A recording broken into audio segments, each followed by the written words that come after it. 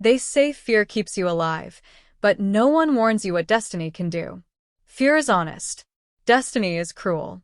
It waits until you start to believe in small mercies, that maybe you belong, that maybe you matter, that maybe the world isn't as cold as it has always felt. Then it takes everything back. Ayla learned this the night her village chose her as tribute. Not because she sinned, but because she was easy to give away. A girl with no mother, no memories, no one who would fight for her. She grew up on whispers of fairy tales, cursed kings, hidden names, monsters who were not monsters at all. Stories that promised even the forgotten could be seen, could be chosen, could be loved. But fairy tales lie.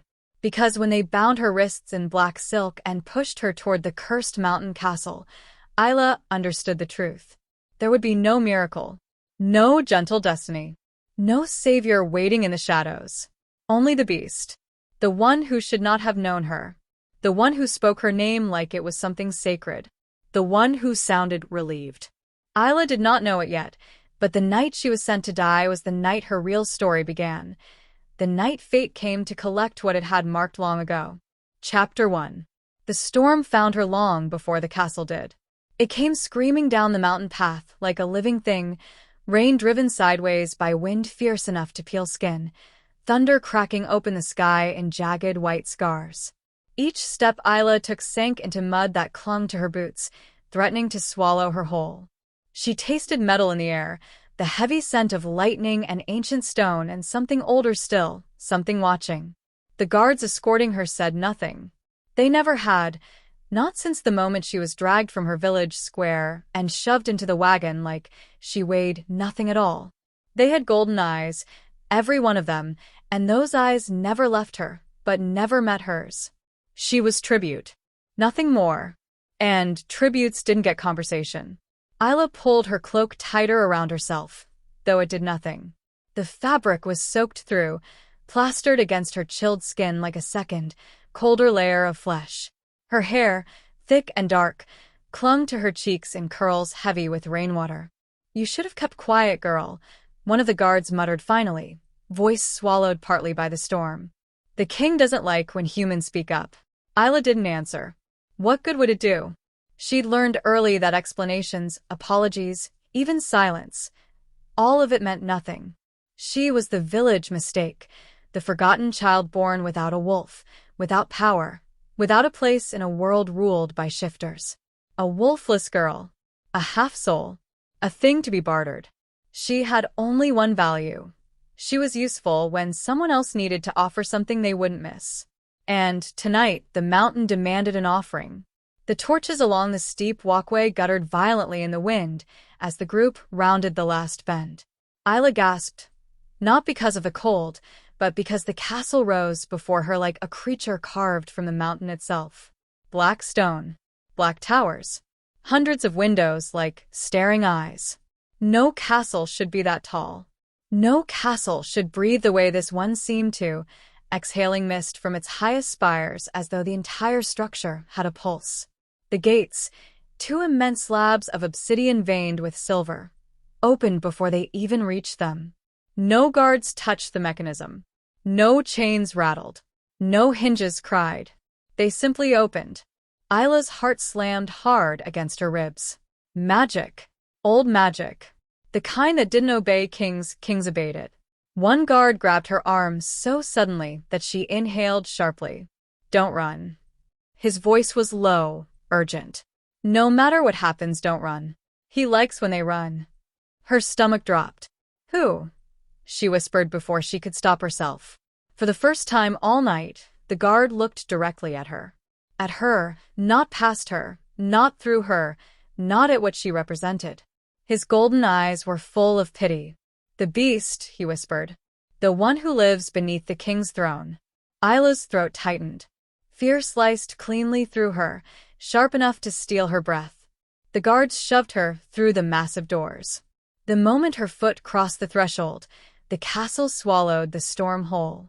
Silence fell, so suddenly it felt unnatural. Even her own breathing seemed too loud. The hall stretched endlessly ahead, cold marble floors, chandeliers dripping with crystals shaped like teardrops, portraits towering along every wall. Faces of past kings and queens stared down at her with hollow expressions, as though they knew she did not belong here. Or as though they recognized her. Ayla tore her gaze away, refusing to let her imagination spiral. She did not belong here. She never would. Tribute delivered, the lead guard said. His voice echoed along the endless corridor. By order of King Kalen. Something in the walls vibrated at the king's name. Not a sound, not truly, but a shift in the air. A warning. Nobody came to meet them. Nobody answered. The guards exchanged tense glances.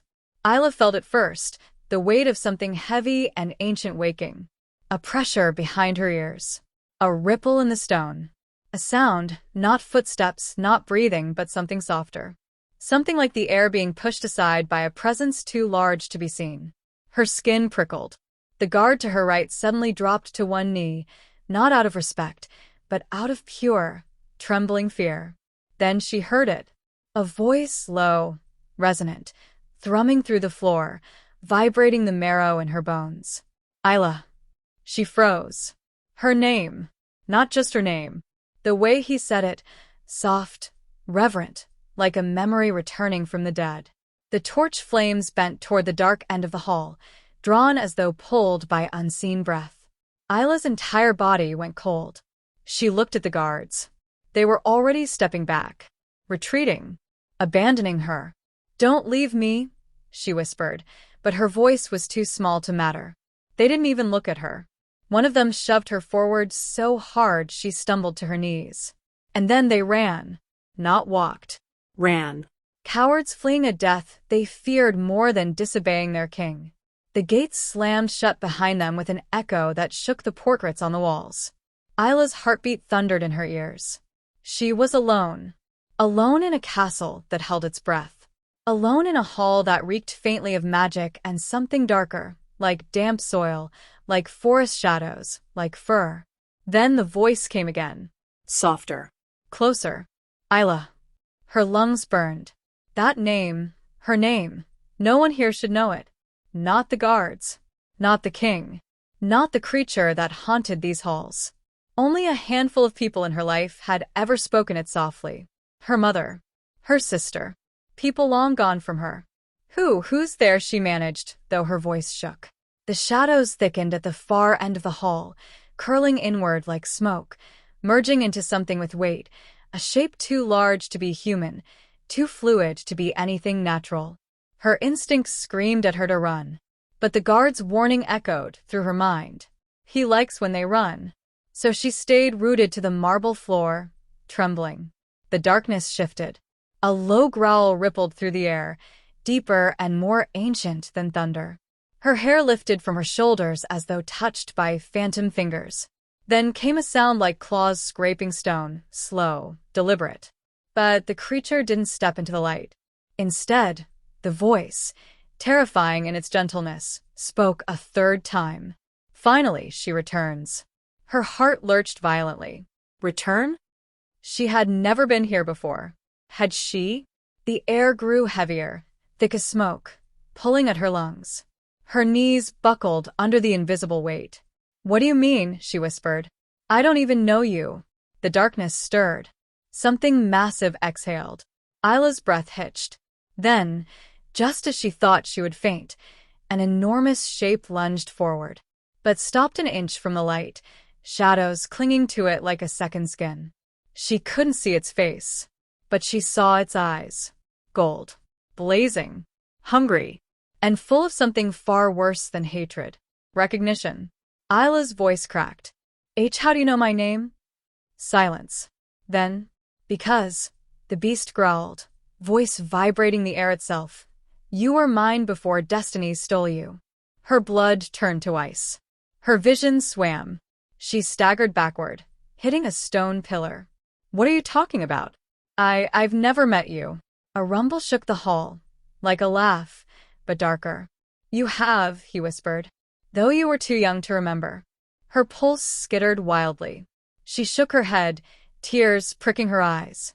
"You're lying." "No," the beast said softly. "Lies are for kings. I speak only truth." He stepped closer. One clawed hand, massive, distorted, tipped with black talons, reached out of the shadows. Her back hit the wall. She had nowhere left to run. Then, a sound shattered the tension. A sharp metallic boom echoed behind her.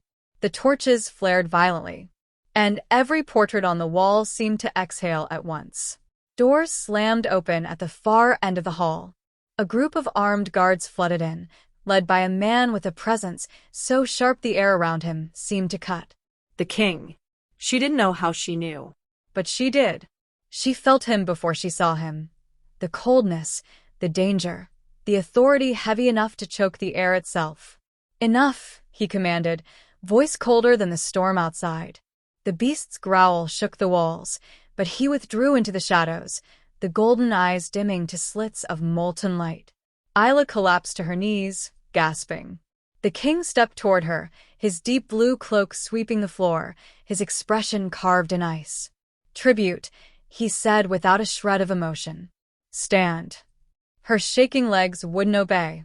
He didn't bother to wait. A guard dragged her upright. The king's eyes, cold silver, studied her as though inspecting a weapon. Or a threat. Or something far more complicated. "You arrived earlier than expected," he said quietly. "And he greeted you sooner than I anticipated." Ayla wiped rain from her face, her breathing ragged. What was that thing?" The king's gaze flickered toward the shadows. "He is my responsibility," he said softly. "And now he may be yours as well." Ayla's heartbeat thundered painfully. "What does that mean?" The king didn't answer. Instead, he stepped closer, lowering his voice to a whisper that raised every hair on her body. "When he spoke your name," he said, the castle woke. A pause. A tightening of his jaw. "And that," he murmured, "means you are no ordinary tribute." Ayla's stomach twisted. She lifted her chin, meeting his eyes with a courage she didn't know she still possessed. "What am I, then?" The storm cracked outside, lighting the hall in a white flash. The king looked at her, really looked, and something like fear flickered in his cold silver gaze. "A problem," he whispered. "A prophecy. A missing piece. A memory returning." Then, more quietly, with something dangerously close to dread, and perhaps his mate, Ayla staggered backward, dizzy. "No," she breathed. "That can't be." The king silenced her with a gesture.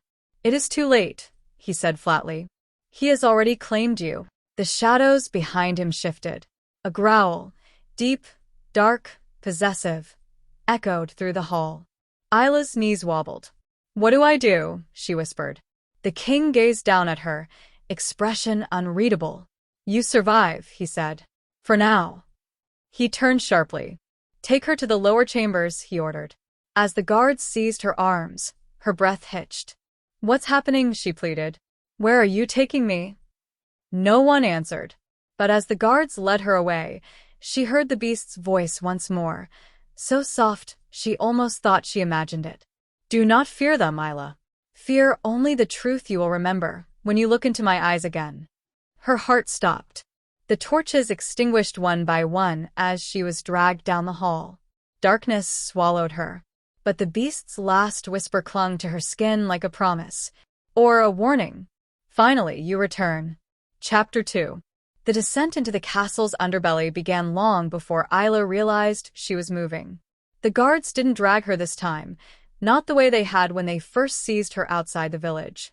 No rough yanking, no shouted commands. Just a tense, eerie urgency, like men ferrying a fragile object that might explode if mishandled. Their hands trembled.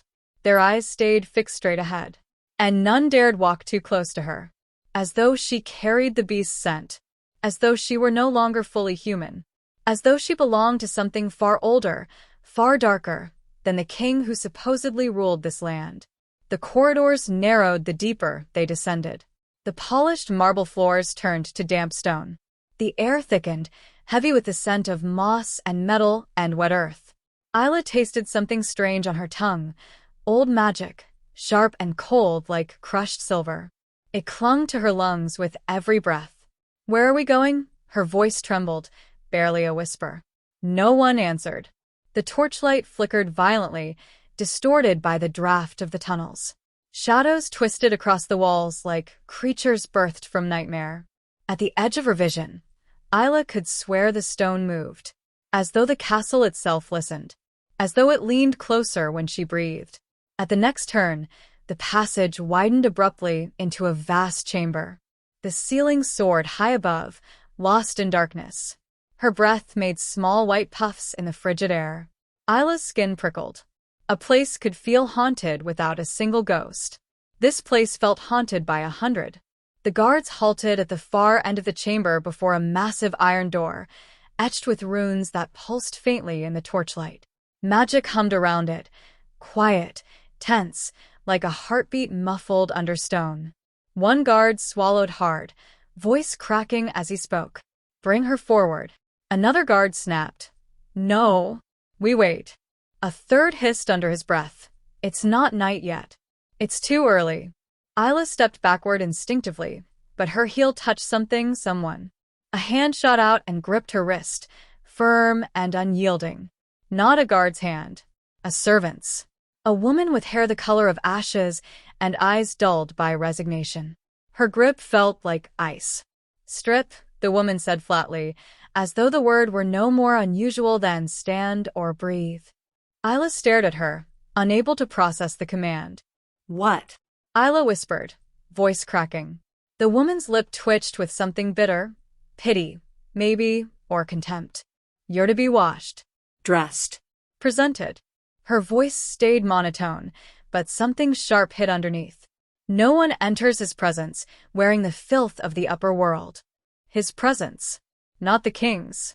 No one needed to clarify. Ayla's heart slammed against her ribs. "No," Ayla whispered, stumbling back. "No, I won't." The woman's fingers tightened on her wrist, enough to bruise. "You think you have choices?" she whispered, so quietly only Ayla heard her. "You don't. Not anymore." Ayla shook her head, panic rising like a tide. "I am not," she choked on the words. "I am not livestock." The woman's cold stare didn't waver. Livestock would be treated with more care. The guards looked away, as though the exchange were something they had long since learned to ignore. The servant pulled Ayla forward and snapped her fingers.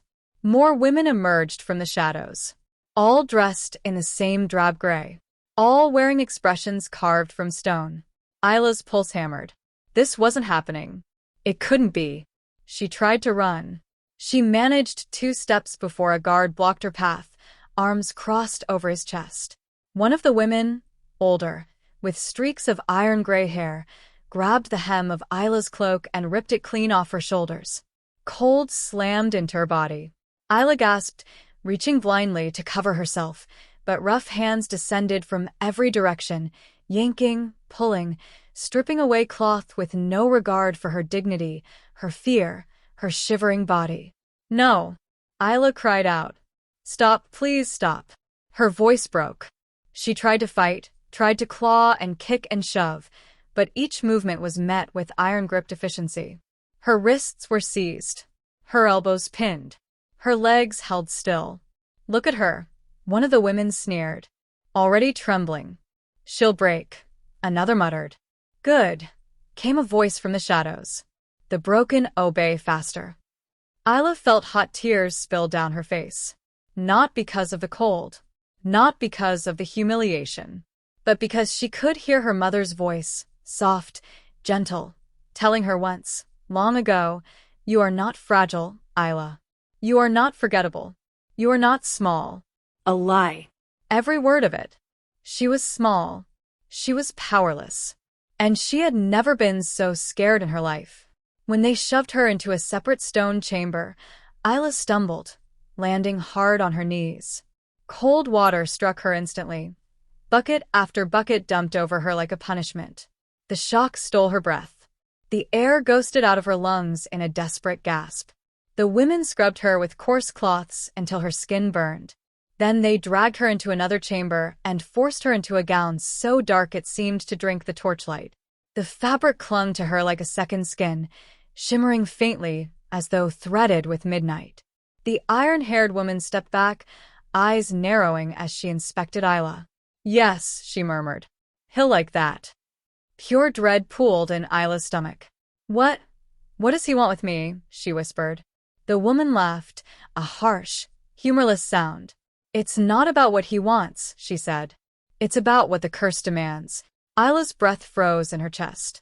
Before she could ask anything else, the iron door groaned open. Not a sound. A cry. As though something hidden behind it had clawed at the metal from the inside. Beyond the threshold lay a corridor lit not by torches, but by floating orbs of pale blue flame that cast no warmth. The air grew colder still, almost painfully so. The guards stiffened like men preparing for execution. The iron-haired woman nudged Ayla forward. Go, she said. And pray he's in a listening mood tonight. Ayla stepped forward. Each footfall seemed louder than it should be, echoing down the hallway like a heartbeat. Thump, thump, thump. The corridor sloped down sharply. The temperature dropped again. Ayla's breath came out in white clouds. Her bare feet ached with cold. Halfway down the passage, she realized the guards had stopped following her. They stood at the top of the slope, rigid, refusing to take even one step farther. One of them whispered, "We wait here." Another muttered, "He won't cross the threshold if he's calm." Calm?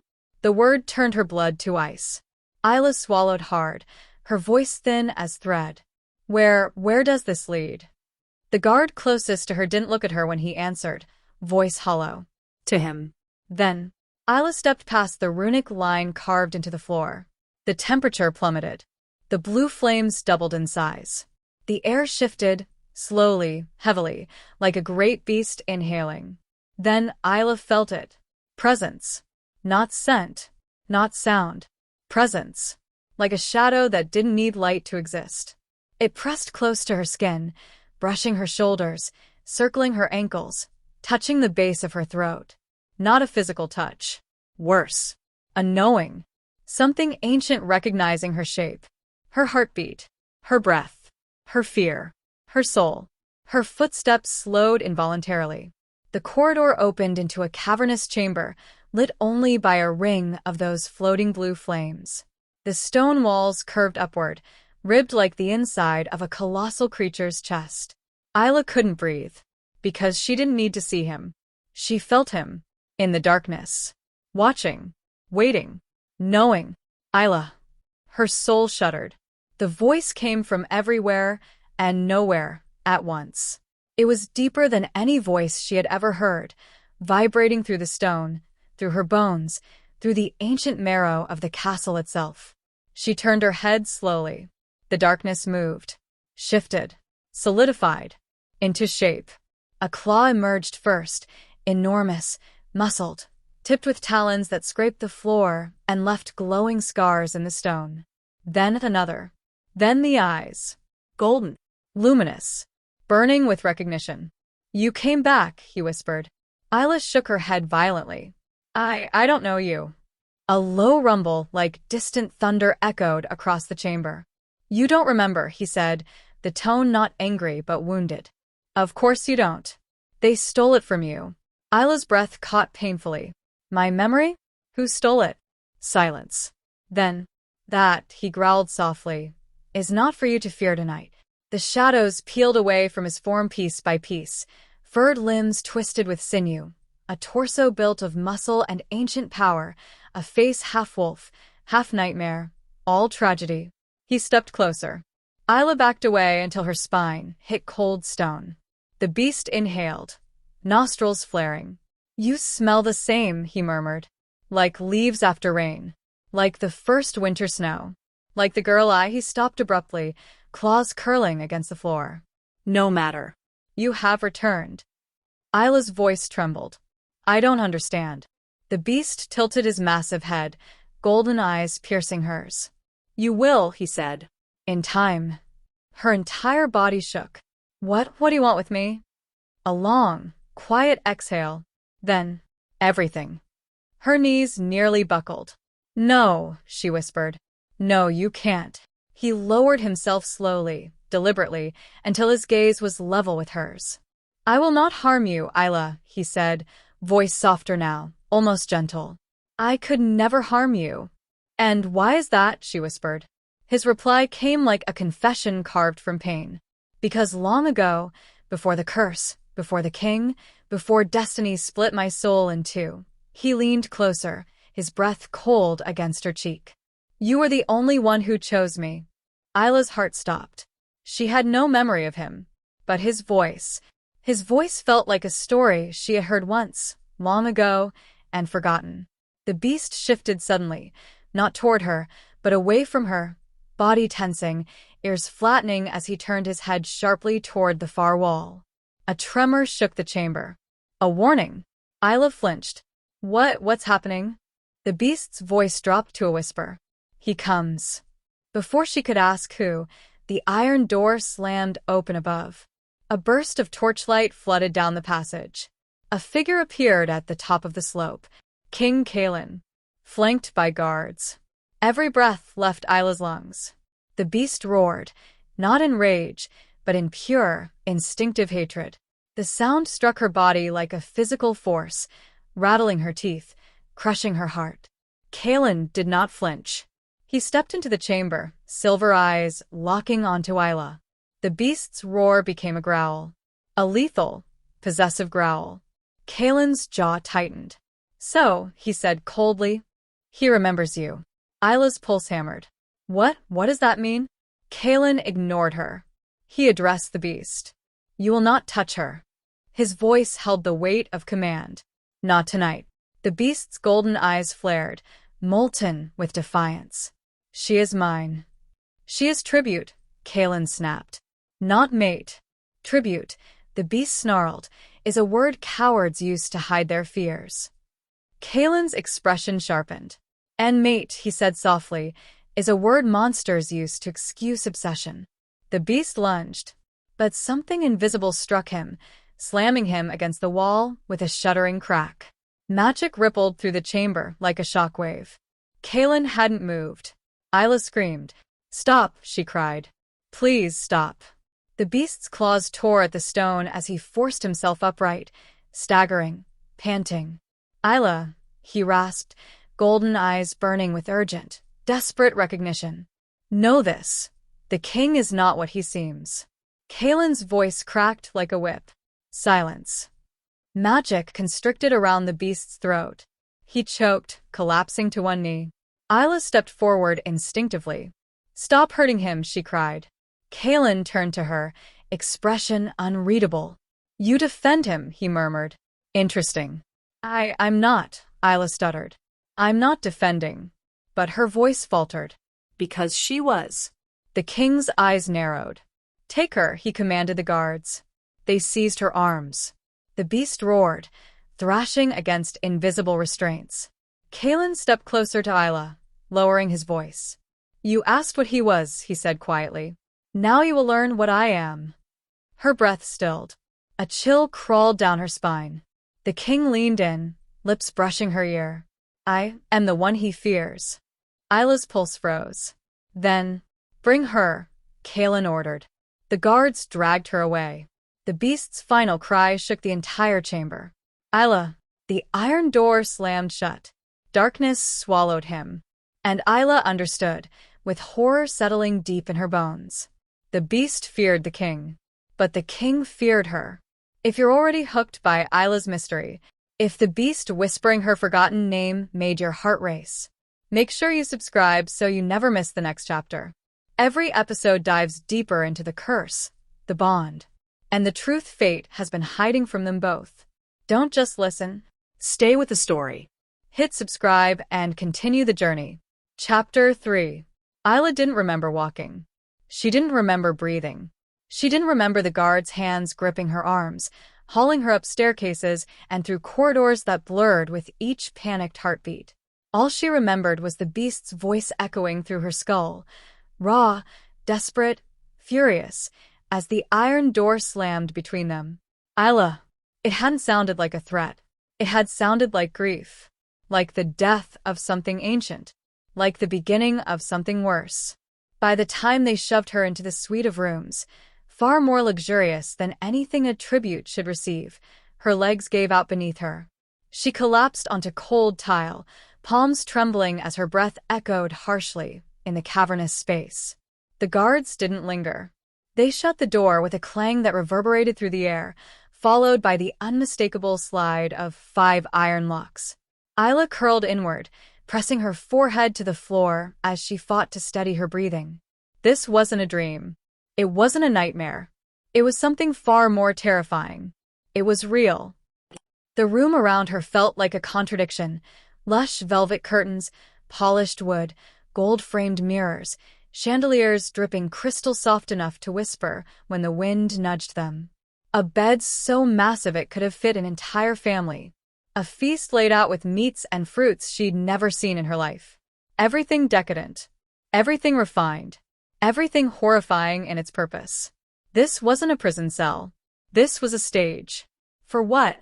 Her body trembled uncontrollably. She rose shakily to her feet, wiping her cheeks with the back of her hand. She wasn't even sure when she'd started crying. Her eyes drifted to the mirror across the room. She didn't recognize the girl staring back. Bare feet. Black gown shimmering like spilled night. Hair damp, curling wildly around her face. Skin flushed from scrubbing, marked faintly where the women's nails had dug in. Eyes wide and haunted. A lamb dressed for slaughter. Ayla swallowed hard and forced herself to turn away. She had to keep moving. If she stopped, she'd shatter. The first sound came from behind the velvet curtain at the far edge of the room. Not loud. Not violent. Just a shift. As though someone was inhaling deeply. Ayla froze. Every muscle locked. Slowly, so slowly, she moved toward the curtain. Her fingers trembled as she reached for the heavy fabric, pulling it back by a trembling inch. And saw it. A package on the bed, wrapped in dark silk. Her name, Ayla, written in elegant, curling gold ink on a small card. The handwriting was familiar, painfully familiar. Her breath hitched. "No," she whispered. "No, this can't." She didn't even know whose handwriting it resembled. She only knew her bones recognized it. She reached out with trembling hands, touching the card lightly, as though it might burn her. When nothing happened, she lifted it fully. The moment she did, the room temperature dropped. A cold wind crawled across her spine. The chandelier's crystals chimed softly, warningly. A low vibration filled the air, like a voice pressed against stone. Ayla swallowed and opened the package. A gown spilled out, black as the void, shimmering faintly with gold thread that seemed to move on its own. She lifted it, stroking the fabric. It was impossibly light, soft enough to slide like water over her skin. The gown was beautiful, horrifyingly beautiful. Ayla's chest tightened. This wasn't the clothing of a prisoner. This was a bridal garment. No. No. Her breath grew ragged as she dropped the gown, stepping back. "No, no, I won't wear this." A sound behind her cut off her voice. A deep, slow exhale. The cold in the room intensified. Ayla spun around. The candle flames leaned away from the blackened corner of the room, bending like living things afraid of what lurked there. The shadows thickened. Coalesced. Pressed outward. Then, a claw emerged from the darkness. Massive. Bone-lined. Ending in obsidian talons. Ayla stumbled backward, hand flying to her mouth to choke a scream. The beast didn't lunge. He didn't roar. He stepped into the faint light as though dragged by invisible agony. And he bowed. His monstrous head dipped low, curved horns gleaming in the dim light. His fur, dark, jagged, matted by strain, shivered with barely controlled power. He knelt to her. Ayla's breath trembled. "I should fear you," she whispered, fingers tightening around the card. "Why don't I?" The beast's voice rumbled through the room, soft and resonant. "Because your heart remembers what your mind does not." Tears pricked Ayla's eyes. "Stop saying that," she whispered. "I don't know you. I've never known you." The beast lifted his head. Golden eyes met hers. And for a moment, just a moment, there was no monster. No curse. No horror. Just heartbreak. "You once did," he murmured, voice cracked with centuries of loneliness. "Before the king stole you from me." Ayla's breath caught painfully. Why would the king do that? Because, the beast whispered, you are the only part of me he feared. Her pulse slammed. I don't understand, she whispered. You will, he said softly. The memory will return in time. The shadows curled tighter around him like a living cloak. Ayla forced herself to speak despite the fear twisting her stomach. What are you? She whispered. The beast's gaze softened. Cursed, he murmured. Split. Broken. He stepped closer. Ayla retreated until her back hit the bedpost. The beast exhaled sharply, abruptly turning away as though fighting himself. Do you fear me, Ayla? His voice trembled, not with rage, but with desperation. Ayla swallowed hard. I don't know, she whispered truthfully. Good, he said, closing his eyes. Then perhaps there's hope. Slowly, he reached for something beside the bed. A necklace. A collar of diamond stars strung along a thin chain. He held it out to her in one clawed hand, his arms shaking under the weight of the moment. Ayla's voice barely rose above a whisper. Do you expect me to wear that? His golden eyes dimmed. No. I would never command you. A pause. But I hoped you might choose to. Her throat tightened. I don't even know who you are. You will. He lowered the necklace into her open palm with surprising gentleness. Her fingers closed around it instinctively. The moment she touched it, warmth spread up her arm. Not heat. Warmth. Recognition. Memory. A flash. A child's laughter. Running barefoot through snow. A hand, much smaller than, reaching out to hold hers. Then the world snapped back. Ayla gasped, stumbling backward. What was? A memory, the beast said softly. Yours. Ayla's heart throbbed painfully. No, she whispered. No, I can't. Yes, the beast murmured. You can. You must. He stepped closer, every movement rippling with emotion too immense to hide. I have waited lifetimes for you to return, he whispered. To remember. Ayla's breath shook. Why me, she whispered. Why not someone else? Because no one else has ever looked at me, he murmured. Only you. He lifted one clawed hand toward her face, slowly, giving her time to pull away. She didn't. When the tip of his talon brushed her cheek, she exhaled shakily. He withdrew immediately, as though the touch had burned him. Ayla, he whispered, voice cracking. Do not fear me. I would sooner tear apart the world than harm you.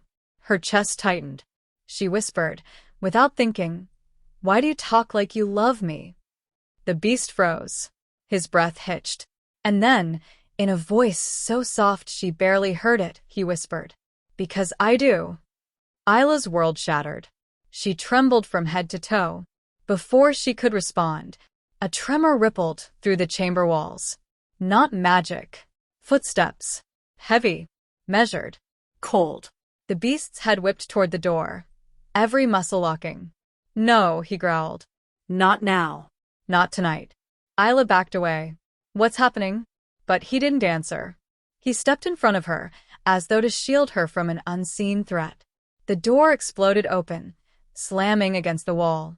Ayla flinched, clutching the necklace. King Kalen stood framed in the doorway, silver eyes blazing. Enough, he said, voice colder than winter. She has had her audience. The beast snarled, fangs flashing. Kalen stepped forward. You are breaking the boundaries. You, the beast growled, are breaking her. Ayla stared between them, trembling. What boundaries? They ignored her. The king raised one palm. Magic crackled in the air. The beast roared, stumbling backward as though struck by an invisible force. Stop, Ayla cried, stepping forward. Kalen's eyes snapped to her. Silence, he commanded. The word carried power, cold, suffocating power, and Ayla felt it clamp around her throat.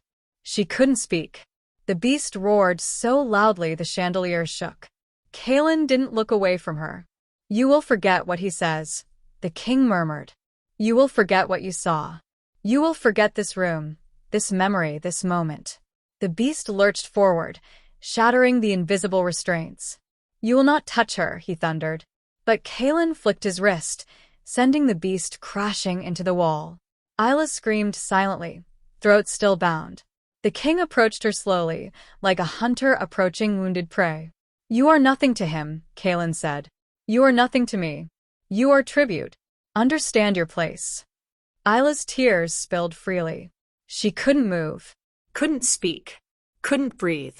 Kalen lifted her chin with chilling gentleness. You will not wear the necklace, he murmured. You will not wear the gown. You will not answer when he calls your name. Ayla shook her head violently. Kalen's fingers tightened. You will forget, he whispered. A pressure built behind her eyes. Memory buckled. Her knees wavered. A pulse of pain. No. The voice didn't come from Kalen. It came from the beast. Raw. Broken. Desperate. Do not take her from me again. The king's silver eyes narrowed. And why not? He hissed. Golden eyes blazed in the dim light. Because, the beast rasped, she was mine long before she was yours. Ayla's heart stopped. Kalen released her abruptly, fury twisting his face. The beast rose, bloody, shaking but unbowed. His eyes locked onto hers. Ayla, he whispered, as though the name were a prayer, a memory, a lifeline. When the king leaves, open the necklace. Kalen's gaze snapped toward him. Enough. Magic struck the beast again. He collapsed. Ayla gasped silently. Kalen turned to her, eyes flaring with cold fire. Your audience is over. Her vision darkened at the edges. Her breath slowed. Her legs gave out. Darkness swallowed her. The last thing she saw before consciousness slipped was the beast dragging himself across the floor toward her with a look of absolute heartbreak. Do not forget me. Chapter 4. Ayla awoke to sunlight. Not warm sunlight, not the gentle kiss of morning through cottage windows, but something sharper, brighter, unforgiving. It struck her face in a brilliant blade of gold, slicing through the haze in her mind like a warning. Her head throbbed. Her throat burned. Her memories felt like fractured glass, glinting, sharp, and rearranged by someone else's hand. She blinked, vision swimming until shapes sharpened. She was lying on soft furs spread over polished marble. A balcony overlooked a courtyard where banners fluttered in the wind, emblazoned with an insignia she'd seen only once before. A silver wolf. The crest of the royal house. The crest of King Kalen. Her breath caught. How long had she been unconscious? And why, oh why had the king interfered with her mind? A tremor rippled through her chest. She remembered the beast's voice, broken and desperate. Do not take her from me again. She remembered the king's touch on her chin, cold enough to freeze bone. You will forget. She remembered the invisible force throttling her voice. Her helplessness. Her fear. And, above all, the necklace clenched tightly in her hand even now, its chain wrapped around her fingers like a lifeline. She gasped, clutching it tighter. He hadn't been able to make her drop it. He hadn't been able to erase everything. Her memory bent, but hadn't broken. Something fluttered deep within her chest, an instinct she didn't understand, something old and aching and trembling awake. A soft knock broke through her thoughts. A door opened with a low groan. A woman stepped in, not dressed in gray like the servants below, but in pale lavender, soft as morning mist. Her eyes were downcast, her posture rigid with fear. His Majesty requests your presence, she whispered. Ayla's stomach tightened. The king. Her pulse quickened so sharply her fingers went numb. She rose unsteadily, gripping the bedpost until her legs remembered how to hold her. The lavender woman approached her with cautious hands, smoothing her hair, adjusting the folds of the dark gown they'd forced on her. You must not speak unless ordered, the woman murmured. Keep your head bowed. Never look directly at him. Ayla swallowed. Is he cruel? She whispered, voice frayed. The woman hesitated, then answered with a single word. Yes. Ayla's heart lurched. Before she could ask more, the woman placed her hand on Ayla's back and gently guided her through the chamber doors. 2 guards waited. Their golden eyes flickered to the necklace wrapped around Ayla's fingers. Their expressions darkened. But neither spoke. They escorted her down a sunlit hallway lined with marble pillars. Sunlight poured through high-arched windows, scattering across the clean, polished floor in shimmering pools. Light so bright it felt almost mocking after the darkness of the beast's chambers. But sunlight didn't comfort Ayla. It exposed her, made her visible, made her vulnerable. At the end of the hall, enormous double doors loomed, white marble carved into the shape of wolves standing on hind legs, their jaws open in eternal silent howls. A guard banged his fist on the door. Tribute, he announced. Ayla's stomach twisted. The doors opened, and King Kalen stood inside. The room wasn't a throne room. It wasn't made for ceremony or awe. It was a private study, sunlit, lined with ancient books, desks cluttered with papers, a single crystal decanter of silver-blue liquid sitting untouched. Kalen stood with his back to her, facing a massive arched window overlooking the kingdom below. His silhouette was sharp. Perfect. Almost carved. Dark hair gleamed in the sunlight, falling just past his collar. His uniform, deep blue with silver embroidery, fit his tall frame with regal precision. He was beautiful. Terribly so. The kind of beauty that belonged to winter, cold, unforgiving, lethal if touched. A guard shoved Ayla forward. "Kneel," he hissed. She fell hard to her knees. Pain shot up her legs. Kalen didn't turn around. He didn't need to. His voice sliced through the silence like a blade. "You disobeyed." Ayla froze. He wasn't speaking to the guards. He was speaking to her. Her mouth went dry. She began, before clamping her lips shut. She remembered the instruction. Do not speak unless ordered. But Kalen turned slowly, silver eyes narrowing at her. His face was unreadable. Perfect. Devoid of warmth. Devoid of humanity. He approached with slow, measured steps that echoed ominously in the spacious room. When he stopped mere inches from her, Ayla felt the cold radiating off him like a second aura. He reached down and lifted her chin with his thumb and forefinger. Ayla's heart lodged painfully in her throat. "You were told," Kalen murmured, "to forget." Ayla trembled. He tilted her head side to side, examining her face like an artifact. "Yet you remember." She didn't deny it. Couldn't. His silver eyes flashed with something sharp and dangerous. "You have resistance," he said quietly. Unexpected. A pause. A breath. A soft whisper that chilled her blood. Unwanted. Ayla flinched. Kalen's gaze dropped to her hand. To the necklace. He stiffened. "So," he said, voice now laced with controlled fury, "he managed to give it to you." Ayla instinctively closed her fist around the necklace. Kalen didn't miss it. He knelt slowly, lowering himself until their faces were level. Ayla tried to bow her head, but he tightened his fingers around her chin. "No," he murmured. "Look at me." Terrified, she obeyed. Kalen studied her eyes with unnerving intensity. "Do you know what that necklace means?" he whispered. She shook her head. He leaned closer, his breath cold on her cheek. "It means he has chosen you." Ayla's pulse stopped. Kalen continued, voice steady, but threaded with something darker. "It means the beast recognizes what I tried to erase. What I tried to suppress. What I cannot allow." Ayla's breath trembled. "Please?" I don't understand. Kalen's eyes flickered. "Of course you don't. You shouldn't. That was the point." He rose abruptly. "Bring it," he ordered. A soldier stepped forward, holding Ayla's gown from the previous night. The torn one. The one she'd been forced into before being stripped. It was covered in faint ash marks.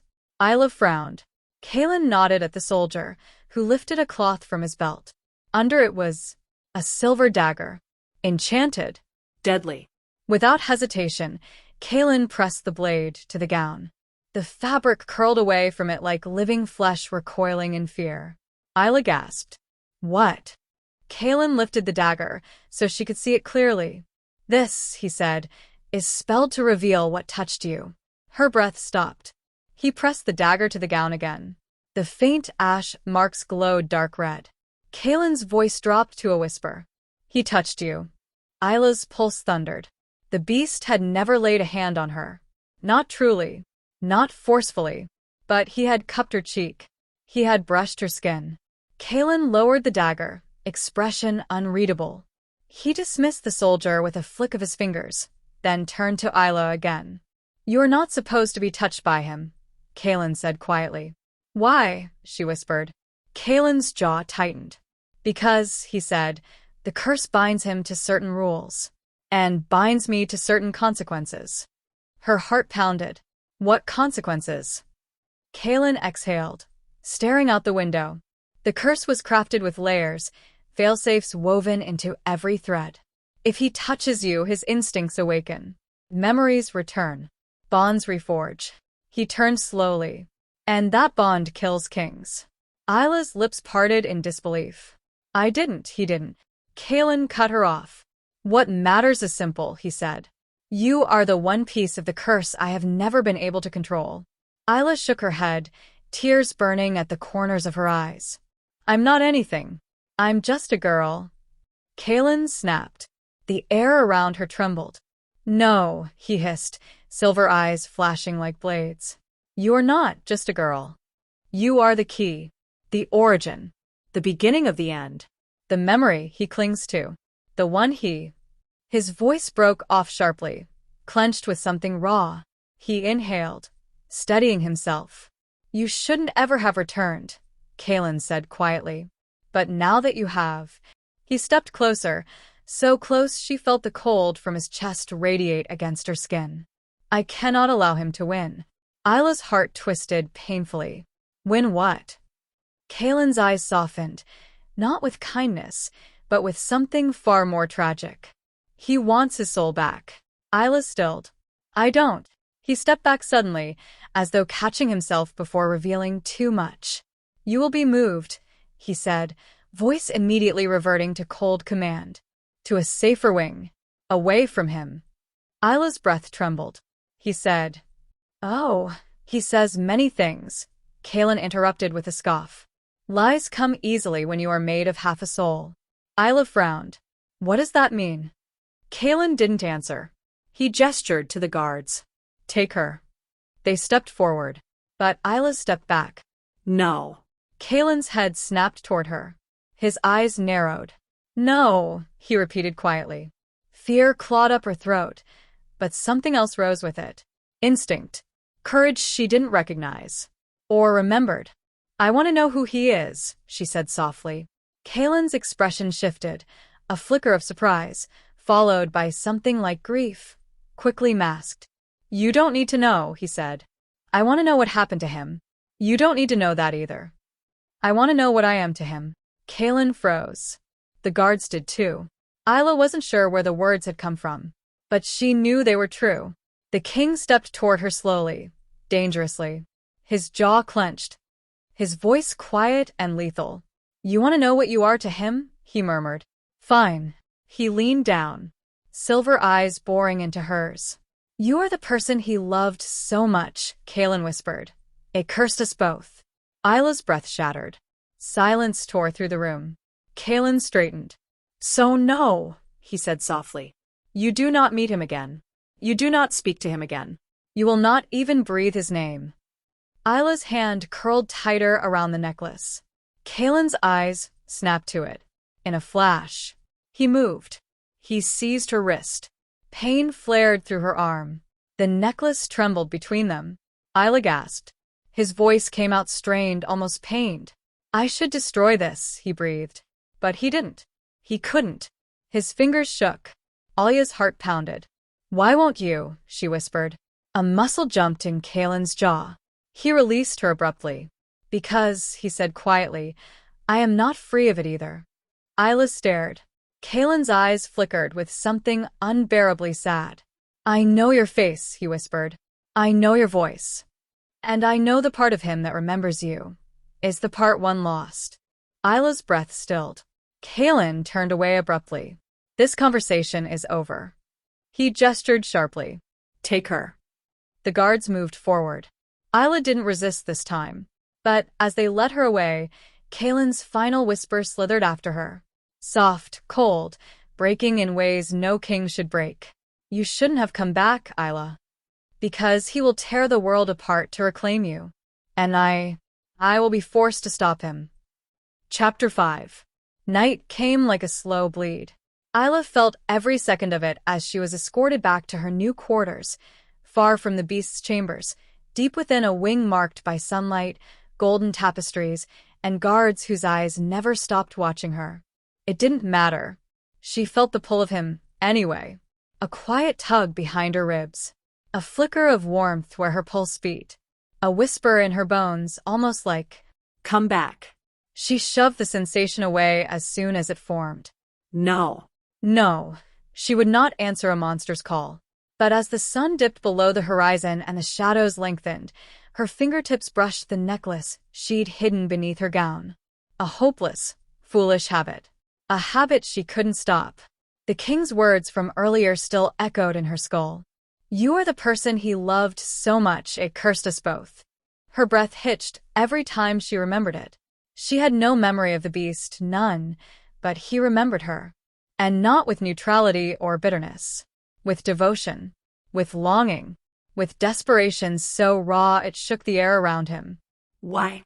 Who had she been? Who is she now? Evening bells tolled somewhere far in the castle. Ayla flinched at the sharp sound and pressed a hand to her chest, grounding herself. Your meal, a servant whispered, entering her room timidly with a silver tray. She set it down and hurried out, as though Ayla might burn her if she lingered. Ayla stared at the food. Steamed vegetables, soft bread, roasted meat. Her stomach growled, but eating felt impossible. Her thoughts were too loud, too heavy. She walked to the balcony, pulling the stone railing for balance as she looked into the night. The moon hung full and blinding above the castle, its light draping everything in pale silver. She wondered if the beast saw that same moon, if he felt its pull, if it sharpened or softened him. She wondered if he was thinking of her. No. Stop wondering. She tore her gaze away. She needed answers, not fantasies. And only one creature had them. When the guards came for her, Ayla already knew where she was going. She wasn't being taken to the throne room, or the study, or the gardens. The direction was unmistakable. Down. Deeper. Colder. Toward him. The guards said nothing, only walked stiffly, nervously, their jaws clenched, their breathing shallow. They didn't want to be here either. They stopped at the threshold of the lower passage and stepped back, refusing to cross the carved runic line.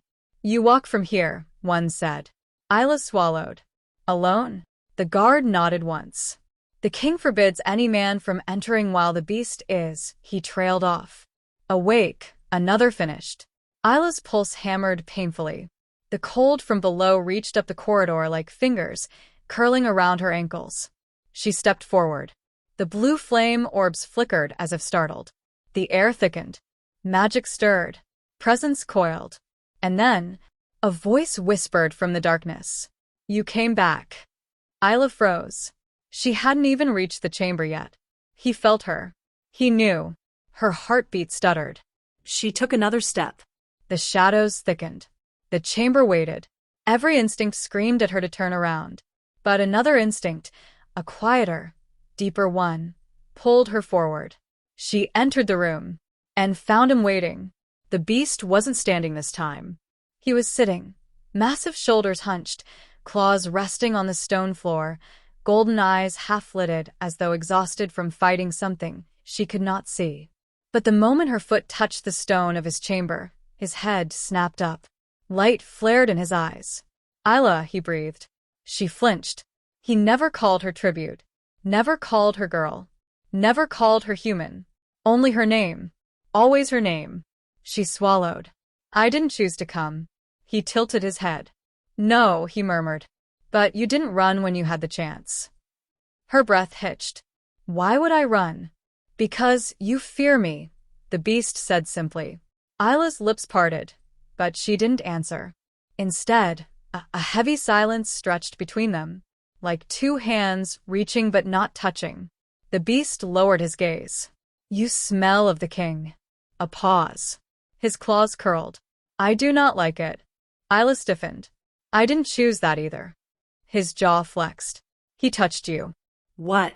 No, he only. The beast growled, soft but furious. That man's magic stains everything it touches. Ayla stepped back instinctively. He noticed. He always noticed. His expression crumpled, a terrifying thing for a creature of his size. I do not want your fear, he murmured. Never your fear. Ayla exhaled shakily. Then stop talking like you know me. I do know you, he whispered. More than the king does. More than you know yourself. Then tell me, she said, stepping forward despite her trembling knees. Tell me who I was to you. The beast inhaled sharply.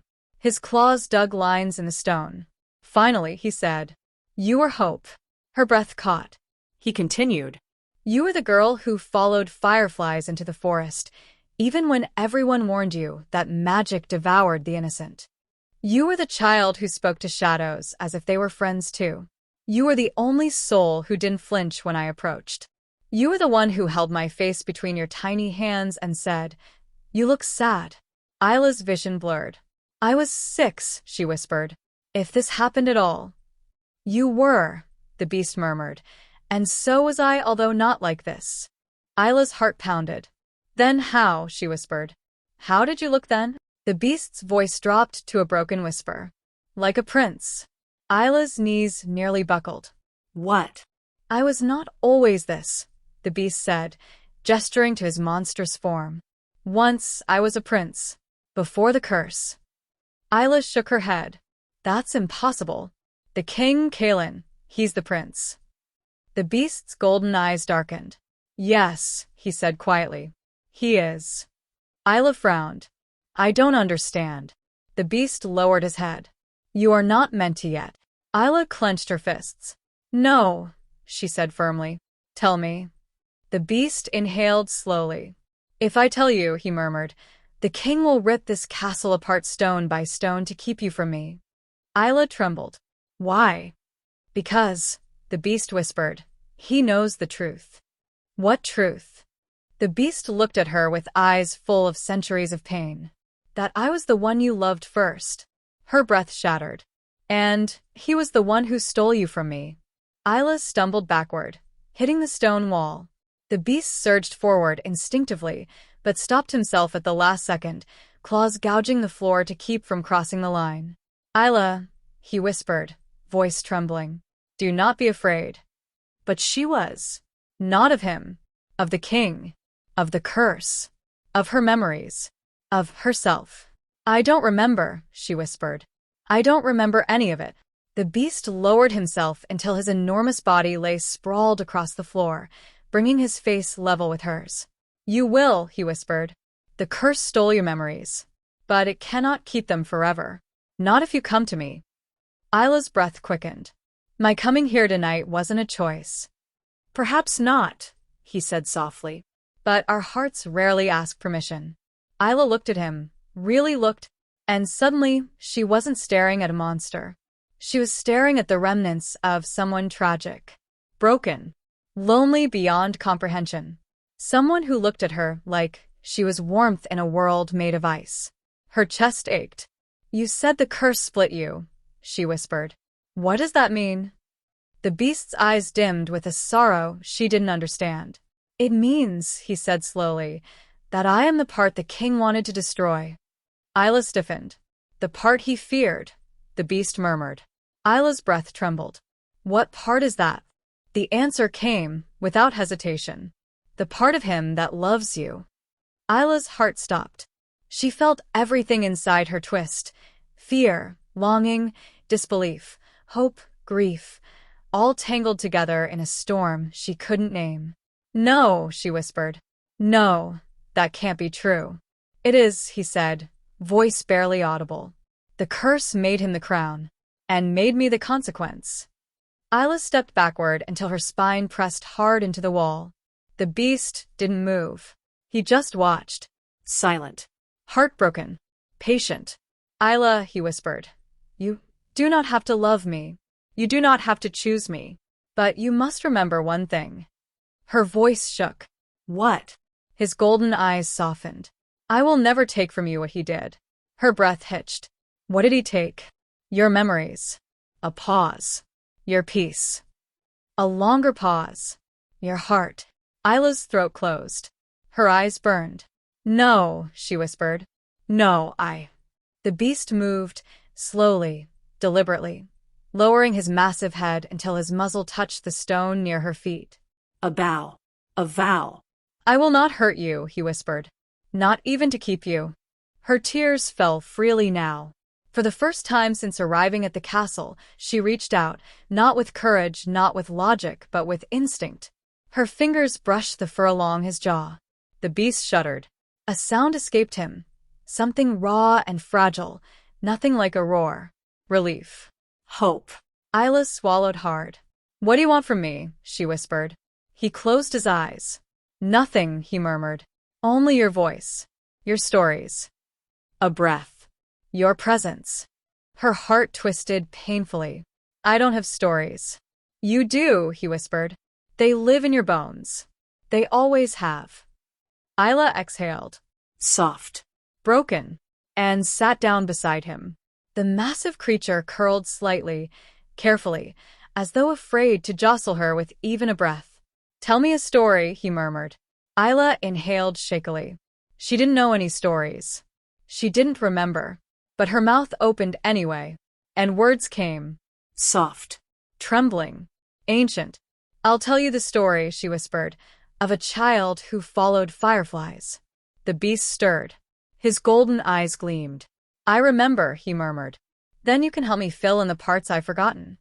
His voice softened. Always. Ayla spoke, and he listened. Hours passed.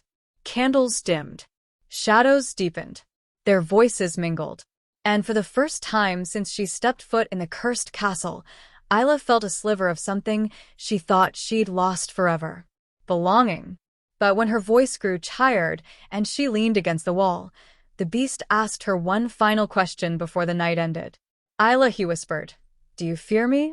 She hesitated, then shook her head slowly. No, she whispered. I think I fear the king more. The beast's entire body tensed. His eyes burned. Ayla, he said, voice trembling with protective fury, do not go near him again. She swallowed. I have no choice.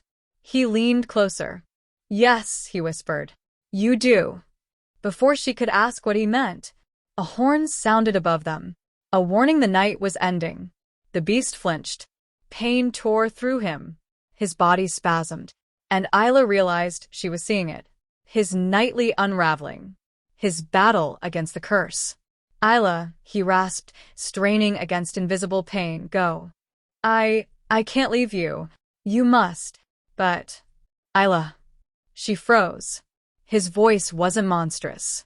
It wasn't tragic. It wasn't cursed. It was gentle. Human. Please, he whispered. Go before he comes. Her heart cracked. She stood, legs trembling. But as she reached the chamber exit, she looked back one last time. The beast lay shaking on the floor, claws digging into stone. Fighting. Breaking. Becoming something he hated. Ayla, he gasped. Do not forget me. Her eyes stung. I won't. Their gazes locked. Old souls. Broken hearts. A bond they didn't understand. Then she fled. She ran up the corridor. Up the stairs. Up toward the living world. And, behind her, the beast's roar shattered the chamber. A roar of pain. A roar of longing. A roar carved from centuries of loneliness. A roar for her. And when Ayla reached the upper hall, panting, the king stood waiting. Expression unreadable. Silver eyes cold. You came from him, Kaelin said quietly. Her heart dropped. His jaw clenched. Ayla, he murmured, you cannot keep doing this. Doing what? She whispered. Making him remember. Her blood chilled. Then the king stepped forward, lowering his voice to a whisper that cracked like ice. Because if he remembers everything, I will lose you. Chapter 6.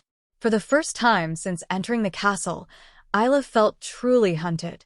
Not by the beast. By the king. She could feel his gaze like a cold fingerprint on the back of her neck even after he released her from his icy confrontation in the hall. The way he watched her, silently, calculatingly, felt more dangerous than claws or fangs. The beast had looked at her with longing. The king looked at her like she was a threat. Or worse, a weakness. Her heart hammered all the way to her room, her breath shallow, ragged. The hallways blurred. Curtains fluttered on phantom breezes. Torches flickered nervously, as though they too felt the tightening magic in the air. A servant bowed low as Ayla passed, whispering urgently, "Don't linger in the halls. He's in a mood tonight." Heaviness settled in her chest. She already knew who he meant, but she didn't go to the beast. She went to the only place that might hold answers the king couldn't manipulate. The royal library. The Library of Thorns. When Ayla slipped inside, she froze. This wasn't a library. It was a cathedral made of books. Thousands of volumes spiraled up columns of black stone. Vines of silver magic twined along every shelf. Lanterns hovered in midair like floating moons. A soft hum filled the space, like whispers caught between pages. Her pulse steadied, if only slightly. Libraries had always been safe places, even when the world wasn't. She walked deeper between the stacks, running her fingers along the spines. Some books pulsed beneath her touch. Some recoiled. Some whispered entire sentences without being opened. But she wasn't here to marvel. She was here for truth. She whispered the word under her breath. Prince. The lanterns flickered. Curse. A shudder rippled through the shelves. Beast. The air hummed.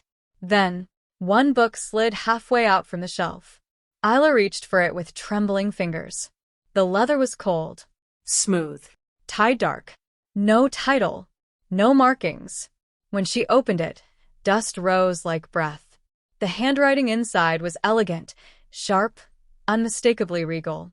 Her heart stumbled. It was Kalen's. She turned the page. And froze. The Curse of the Divided Soul, written by Prince Kalen of the Silver Kingdom. Her throat tightened. It wasn't a history book. It was a confession. A diary. A record. She read. When the moon rejected me and darkness took root, the prophecy was revealed. A king cannot be both wolf and hart. Ayla's breath trembled. She kept reading. The magic tore me in two. My wolf, violent, instinctive, driven by devotion, was ripped from my flesh and cast into another form. A beast. A monster. My shadow given hunger. Ayla gripped the book so tightly the leather creaked. Her eyes raced across the ink. The beast is everything I am not allowed to be. Everything the throne cannot accept. Everything that felt too deeply. Her blood turned to ice. She read the next line carefully, her vision shaking. And he loved her. Her heart stopped. Her lungs forgot to inflate. Her fingers trembled violently. There, scrawled in a swift, slanted hand, were the words that unraveled her world. He loved the girl with moonlit eyes. The child who touched my cheek without fear. The only one who made the future seem survivable. Ayla staggered back 2 steps, nearly knocking over a hovering lantern. No. No. No. No. It couldn't be her. She had no memory of a prince. No memory of the forest. No memory of a childhood touched by magic or royals or prophecy. But the necklace burned warm against her skin, as if reminding her that memory wasn't a thing of the mind, but of the soul. She forced herself to keep reading. The curse warned me, if the heart and the crown reunite, one will destroy the other. Ayla whispered, the heart, the beast. A chill crawled up her arms. She read the line that followed, and her eyes burned. So they erased her. Her face, her voice, her name, her memory of us. Her knees buckled. She clutched the shelf with both hands to keep herself from collapsing. The king's magic. The king's motives. The king's fear. It all made sense now. Ayla whispered, trembling. He erased me. The book seemed to vibrate in her hands. No. She was trembling. Tears blurred her vision as she read on.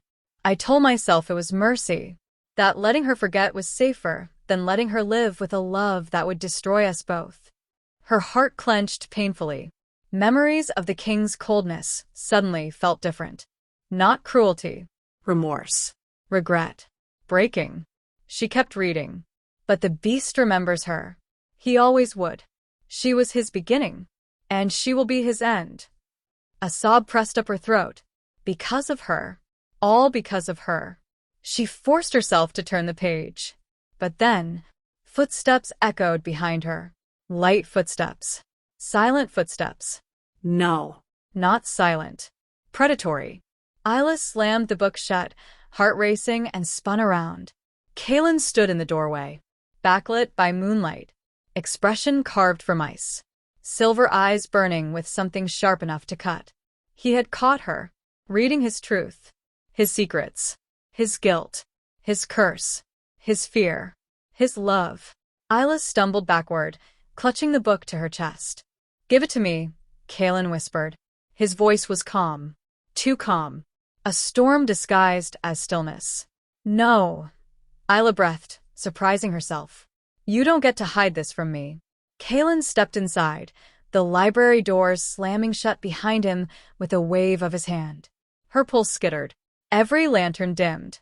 The vines along the shelves writhed like living veins. Kaelin approached her slowly, painfully slowly. "Ayla," he murmured, "there are truths you are not meant to carry." She shook her head. "It's my story. It's my curse. It's our past." Kaelin's breath hitched. A crack. A fissure. A fracture. In the stone wall he kept around his heart. "Ayla," he whispered, her name a wound on his tongue. "You were never meant to remember." "Why?" she whispered. "Why erase me?" His eyes closed. Once. Briefly. Painfully. "Because losing you once was unbearable," he said. "Losing you again would break what is left of me." Ayla's heart pounded so loudly it drowned out her breath. Kaelin stopped an arm's length away from her. He lifted a hand. Paused. Lowered it again. He couldn't touch her. Not without consequences. Ayla swallowed hard. "You split the beast from yourself." Kaelin's jaw tightened. "Yes. You trapped him. I bound him. You took his memories. He was too dangerous. You took mine." Her voice cracked. "Why?" Kaelin's silver eyes shimmered with something she never imagined she'd see. "Grief." "You were a child," he whispered. "You were innocent. You were meant for worlds brighter than mine. The beast, he clung to you. Loved you with every breath he had. He wanted to claim you. Even then." Ayla's stomach dropped. "He was dangerous," Kaelin continued. "But I was worse. I knew what loving someone like you would do. You would be hunted. Used. Broken." Her chest ached. "You were everything soft," Kaelin whispered, stepping closer. "And I was made of every sharp thing." Ayla's trembling fingers loosened on the book. She whispered, "You're not sharp now." Kaelin's breath faltered. "Yes," he said quietly. "I am." He lifted his hand again, fingertips hovering just beside her cheek. He didn't touch her. He didn't dare. But the air between them crackled with something he had tried so hard to bury. "And that," Kaelin whispered, "is why you cannot love my shadow. Or me." Ayla's heart twisted painfully at the broken truth beneath his words. She took a shaky step back. Silver vines curled across the floor, reacting to his fraying magic. The temperature dropped. Every lantern dimmed. Kaelin exhaled slowly, trembling. "You shouldn't have found this chamber," he murmured. "You shouldn't have written it," Ayla whispered. His eyes locked onto hers. Steady. Hurting. Bare. "Ayla," he murmured. "I don't want to destroy you." "And the beast does," she shot back. His jaw clenched. "The beast," Kaelin said, "wants you with a devotion that will consume kingdoms." "And you," she whispered. Kaelin didn't look away. His breath came ragged. His voice barely rose above a whisper. "I want you with a devotion that will destroy me." Ayla's knees nearly buckled. He stepped closer.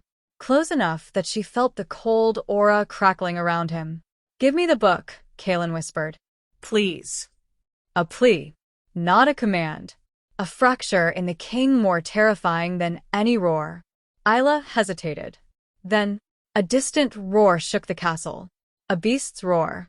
A desperate, frenzied, breaking roar. Kalen stiffened. The lanterns shattered one by one.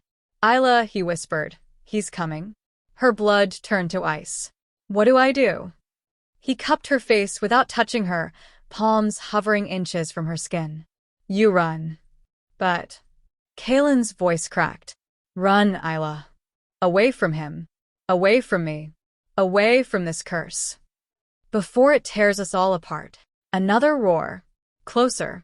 The library trembled violently. Kalen's silver eyes glowed like lightning. He grabbed her wrist, not roughly but firmly. Cold magic surged through her skin. Ayla, listen to me. If he reaches you tonight, I cannot stop what comes next. Her voice broke. What comes next? Kalen exhaled shakily. The truth, he whispered. The bond.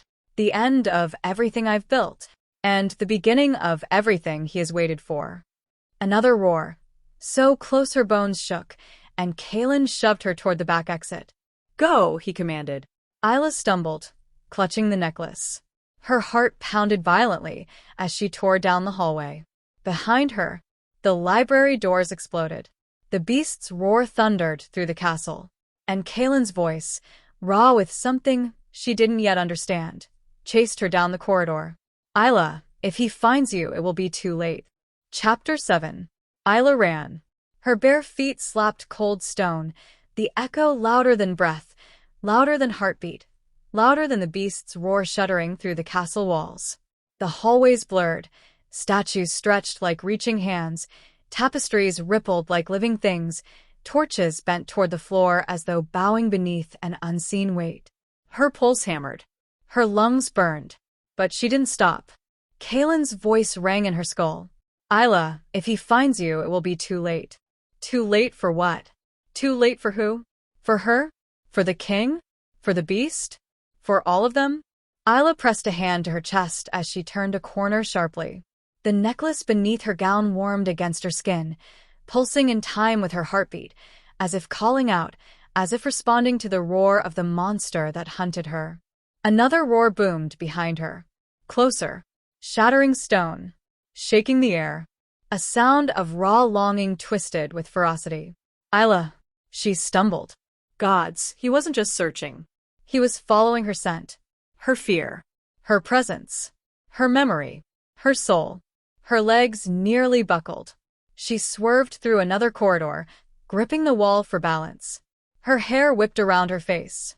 Tears streamed down her cheeks, burning hot against her cold skin. She didn't want to run from him, and that terrified her more than the running itself.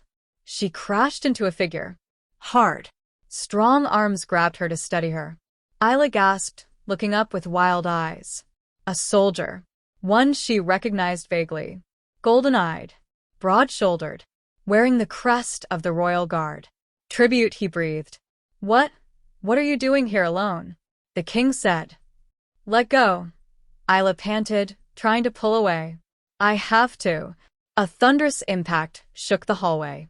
Dust rained from the ceiling. The guard's face drained of color. Oh gods, he whispered. He's loose. Ayla nodded, trembling. He's looking for me. The guard looked at her sharply. Then you shouldn't be here. He grabbed her wrist. Hard. Too hard. She flinched. Stop, don't touch me. He ignored her. The king commanded that you be removed from the beast's reach. Said you were destabilizing him. Ayla's heart twisted. Destabilizing. Was that what memory did? What connection did? What love did? Another roar blasted through the corridor. The guard's grip tightened. Move, he ordered. I'm getting you to the courtyard gate.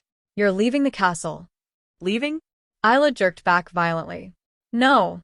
The guard recoiled at her defiance and looked at her with something colder. Something calculating. A shift. An understanding. You came from the lower chambers, he said slowly. You met him. Alya's throat closed. She didn't confirm. She didn't deny. She didn't have to. The guard's jaw tightened. The king will kill him if he reaches you. Ayla's heart stopped. Kill him? No, she whispered. No, he wouldn't. But she knew. Kalen would. Not out of cruelty. Out of fear. Out of necessity. Out of prophecy. Out of love. She didn't know which reason scared her most. I need to see him, she said firmly. Right now. The guard yanked her closer. You're coming with me. Let me go. No. She shoved him. He shoved back. Harder. She hit the wall with a cry, pain igniting across her shoulder. Tears pricked her eyes, not from the blow, but from frustration. From desperation. From the truth clawing at her bones. She needed to reach the beast. The guards seized her wrist again, dragging her down the hall. But he didn't see the shadow rounding the corner. Didn't hear the rumble building in the walls. Didn't feel the cold wind curling through the corridor. But Ayla did. Her skin prickled. Her pulse spiked. The necklace burned. Ayla. The whisper slithered through the air. Her breath caught. The guard turned and froze. A figure towered at the far end of the corridor. Black fur. Gold eyes. Claws that scraped sparks from the floor. The beast. His gaze locked on the guard's hand gripping Ayla's wrist. His lips peeled back from his fangs. A growl rolled through the hall like thunder. The guard shoved Ayla behind him, drawing a sword that shook in his trembling hands. Ayla grabbed his sleeve. No. Don't, please don't. But the guard lunged forward with a roar. And in one blur of movement that defied sight, the beast slammed him against the wall. A sickening crack. Ayla screamed. The guard slid to the floor, unconscious but alive. Barely. Ayla pressed herself against the wall as the beast turned toward her. Slow. Deliberate. Powerful. Every step he took shook her bones. Ayla, he breathed, voice trembling with something primal. You ran. She shook her head. I had to, Kalen said. His growl vibrated through her body. Do not speak his name. Ayla swallowed hard. He said if you found me. He lied. She blinked. Confusion and fear twisted inside her. He said, her voice cracked, that if you reached me, everything would fall apart. The beast stepped closer, lowering himself to her height. The shadows curled closer around them. The air thickened until she struggled to inhale. He whispered, everything fell apart the day you left. Her breath trembled. You don't remember, he murmured. But I do. She pressed a shaking hand against her chest. Why does he fear me? The beast's gaze softened. Because you were the one thing he could never control. She inhaled sharply. You were the one thing he and I both loved. Loved. The word echoed through her bones like prophecy. No, Ayla whispered. I don't believe you. You do, the beast murmured. You came to me last night. You spoke to me. You touched me. Her lips parted. Her heart throbbed painfully. And you listened, she whispered. The beast leaned closer, his breath brushing her cheek like cold fog. In every life, he said, I have listened to your heart. Her pulse stumbled. He inhaled deeply, closing his eyes. You smell like memory. Ayla's throat tightened. But before she could speak, footsteps thundered down the corridor behind them. Multiple. Armed. The beast stiffened. Ayla stiffened. The king's voice cut through the chaos. Stand down. A surge of magic slammed through the corridor like a shockwave. The beast snarled as the force crashed into him, driving him back several steps. Ayla cried out, grabbing his fur. But Kalen's magic ripped her away. Her body hovered, suspended in the air by invisible force, before slamming into the arms of waiting guards. Kalen strode forward, silver eyes burning with fury. He didn't look at the beast. He looked at her. Ayla, he breathed, voice cracking beneath its coldness.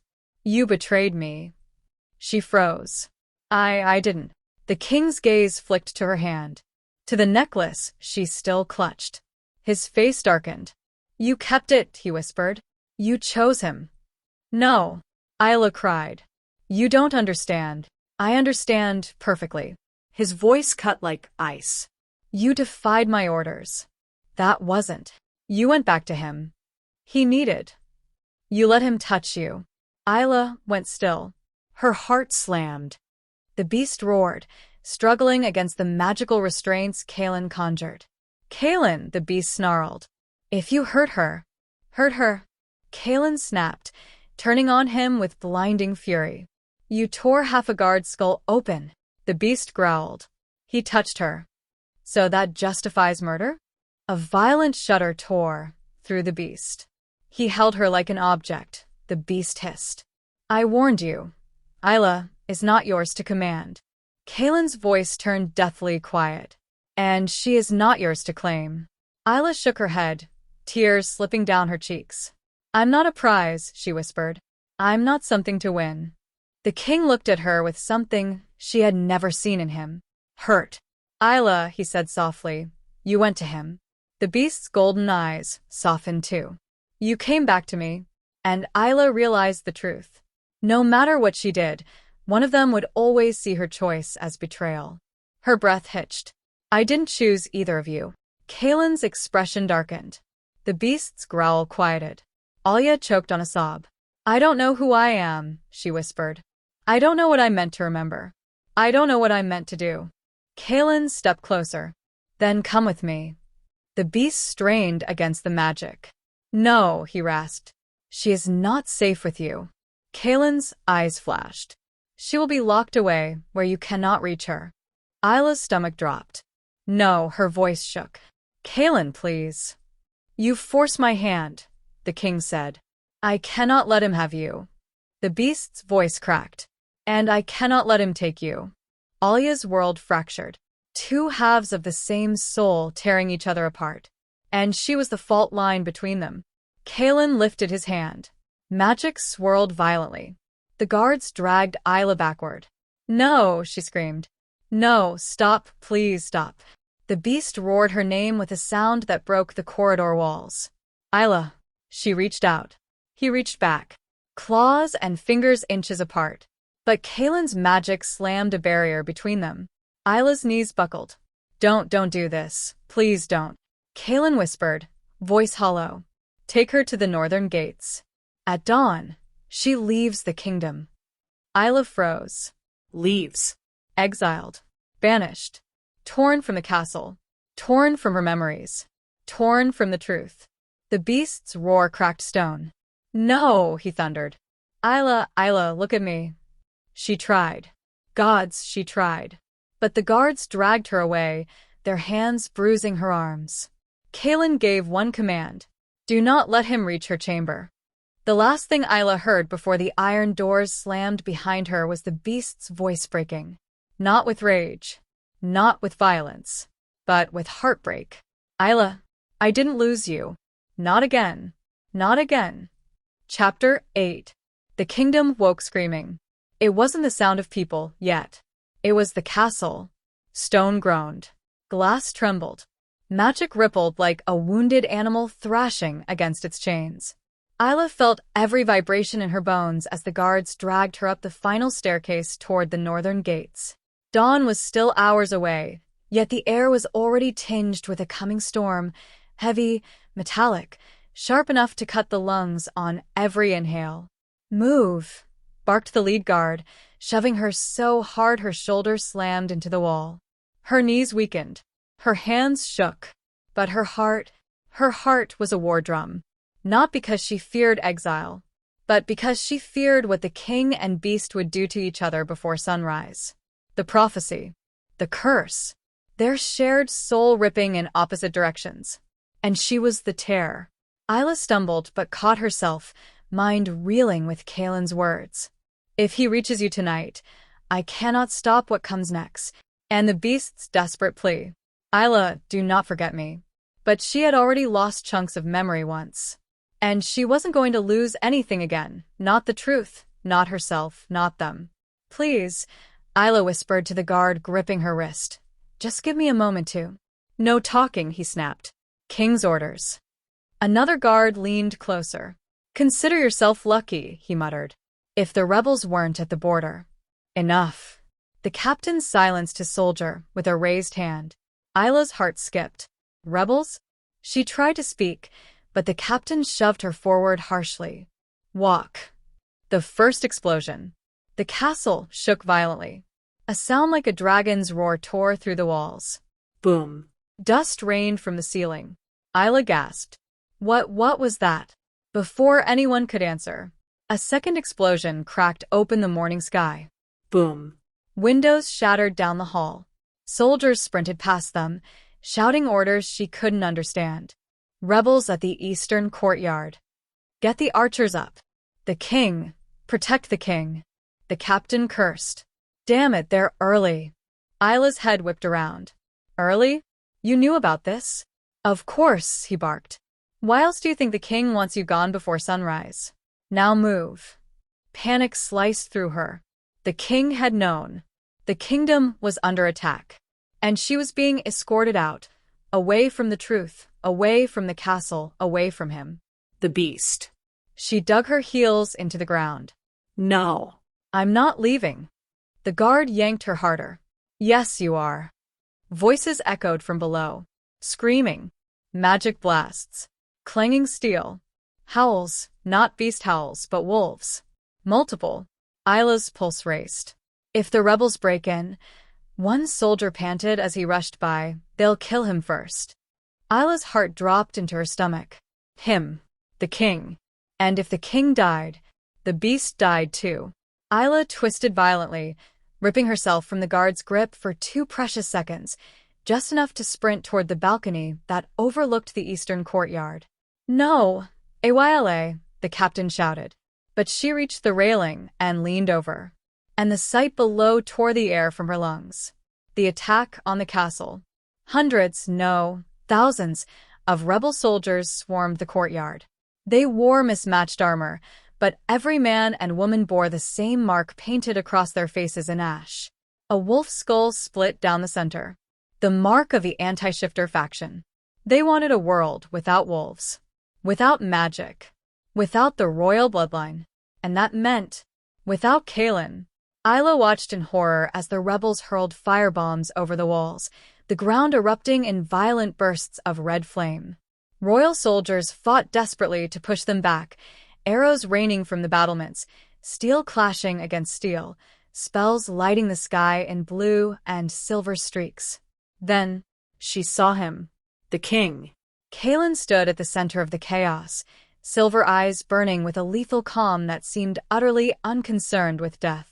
His cloak whipped violently behind him as he moved, sword flashing, magic crackling along his fingertips in silver bolts that struck rebels down like lightning. He was breathtaking. Terrifying. Beautiful in the way winter is beautiful, deadly, pure, unstoppable. But he was outnumbered. His guards were falling. Rebels closed in. Ayla grabbed the railing, breath shaking. Kaelin, she whispered. You're going to die. A soft sound behind her made her freeze. A footstep. Then another. Slow.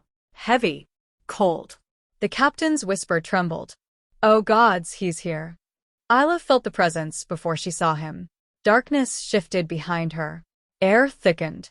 Shadows curled like claws. The beast. She turned slowly. And there he stood. The beast unleashed. Not hunched. Not trembling. Not fighting the curse. He stood tall. Towering. Radiant with power. More wolf than monster now, more man than nightmare. His fur glowed faintly under a sheen of moonlit magic. His eyes burned molten gold, recognition and fury swirling in dangerous harmony. Ayla, he breathed. She stumbled backward, gripping the railing. How did you? But she didn't get to finish. The beast stepped between her and the soldiers, claws extended, fangs bared. You will not take her. The guards trembled. She's ordered for removal, the captain said weakly. And I have chosen otherwise. The beast's growl rolled through the corridor. The guards lowered their weapons instantly. Ayla's breath trembled. You shouldn't be here, she whispered. The king. The beast turned toward the balcony, gaze locking onto Kaelin below. The entire castle stilled. Even the screams faded. Even the flames seemed to pause. Gold eyes met silver. The king froze mid-strike. Chest rising. Chest falling. Sword still dripping blood. Ayla's breath caught. Kaelin whispered something that carried even to the top floor. No. The beast's voice rumbled. She is mine to protect. Ayla stepped forward. No, stop, both of you, listen to me. Neither man looked at her. Not the guarded king. Not the beast, made of longing and wrath. They only looked at each other. Enemies. Brothers. Halves torn apart. Then, A rebel arrow cut the air. Straight toward Kalen's exposed back. Ayla screamed. Kalen. Time slowed. The beast vanished in a blur. Magic cracked the air. Ayla clutched the railing, leaning dangerously far over the edge as she watched. The beast hit the king full force, knocking him to the ground. The arrow missed Kalen, but plunged deep into the beast's shoulder. A sickening sound. A feral cry tore from his throat. Ayla nearly collapsed. No, no, and no. Kalen rolled to his feet, gasping, staring at the beast in shock. Why, he choked. The beast growled, staggering. She would have mourned you. Kalen froze. A second arrow flew. Ayla screamed again. This one aimed for her. She ducked. But too late. The arrow would hit, but a shadow moved faster. The beast leapt back onto the balcony, knocking her to the floor, shielding her with his enormous body. The arrow struck him instead. Deep. Ayla sobbed against his fur. No, no, please don't, please don't. He lowered his head, touching his muzzle to her cheek softly. As long as I breathe, he whispered, you will not fall. She shook violently. You'll die. He gave a small, pained laugh. That is a small price. Kalen ran up the steps at impossible speed, magic dragging him upward in a swirl of silver wind. He reached Ayla just as the beast staggered from the second arrow. Get away from her. Kalen shouted, but his voice cracked with something that wasn't rage. Fear. He was afraid. Of losing her. Of losing the beast. Of losing everything. Ayla stood, placing herself between them. Stop, she screamed. Both froze. The beast, panting, bleeding.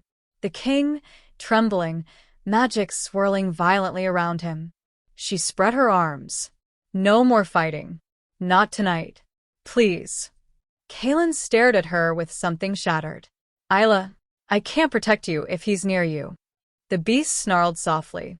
Ayla, I cannot protect you if he controls you. They were destroying each other. Because of her. Because of love. Because of fate. Ayla stepped forward, hands raised. I choose neither, she whispered fiercely. I choose to save you both. And then she turned toward the courtyard where rebels surged through the broken gates. I'm going down there. Both men roared. No. Ayla spun around. If the rebels kill the king, the kingdom falls. If they kill the beast, the curse collapses. And if either of you dies. Her voice cracked. I die too. Their expressions changed instantly. Kalen's burning into horror. The beast's into devastation. Ayla stepped to the railing, lifting her chin. I'm going. Kalen grabbed her arm. No, you'll be killed. The beast grabbed her other arm. No, you'll be taken. She looked at them both. Her voice steady. Then you'll have to save me. And before either man could stop her, Ayla swung her leg over the balcony railing and jumped straight into the heart of the battlefield. Chapter 9. Ayla fell like a star ripped from the sky. Wind tore at her hair. Cold air sliced her skin. Screams rose from the battlefield as rebels and royal soldiers alike looked up in frozen disbelief. For the first horrifying heartbeat, Ayla thought she might actually die, that the earth would rise to swallow her before either man could reach her. But then, a roar shattered the dawn. A blur of black fur and gold light catapulted over the castle wall. The beast leapt after her. Ayla's breath choked in her throat as the world spun, and then she collided with warmth, fur, muscle, and the sound of a heartbeat roaring like thunder through her skull. The beast wrapped his massive body around her, twisting midair to take the brunt of the fall. They crashed into the battlefield with a force that cracked stone beneath them. Explosions echoed. Magic sizzled. Arrows rained down. But Ayla was alive. Because he had taken the fall for her. Again. Are you hurt? The beast rasped, voice trembling. claws clenched in the earth. Ayla shook her head, hands gripping his fur. "I'm fine, are you?" He didn't answer. He couldn't.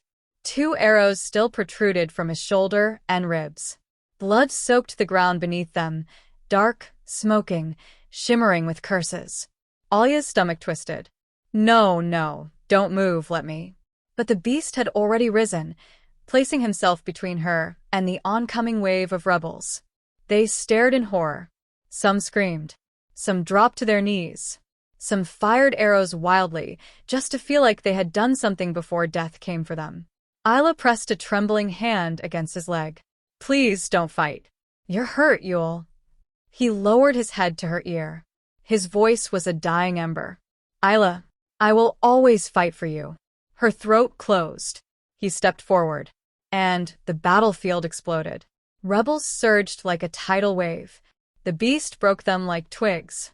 He moved with terrifying grace, a shadow, a storm, a nightmare made flesh. His claws carved through steel. His roars shook the air. His body bled, but he stood unbroken. Ayla watched in horror and awe as he tore down one attacker after another, not with cruelty, but with a desperation that made her chest ache. He wasn't fighting for the kingdom. He wasn't fighting for the crown. He was fighting for her. Every movement screamed her name. A rebel raised a bow aimed directly at Ayla. The beast's snarl shattered the sky. He launched himself across the courtyard, ripping the archer's bow in half before the man could release. But then, an explosion tore through the eastern wall.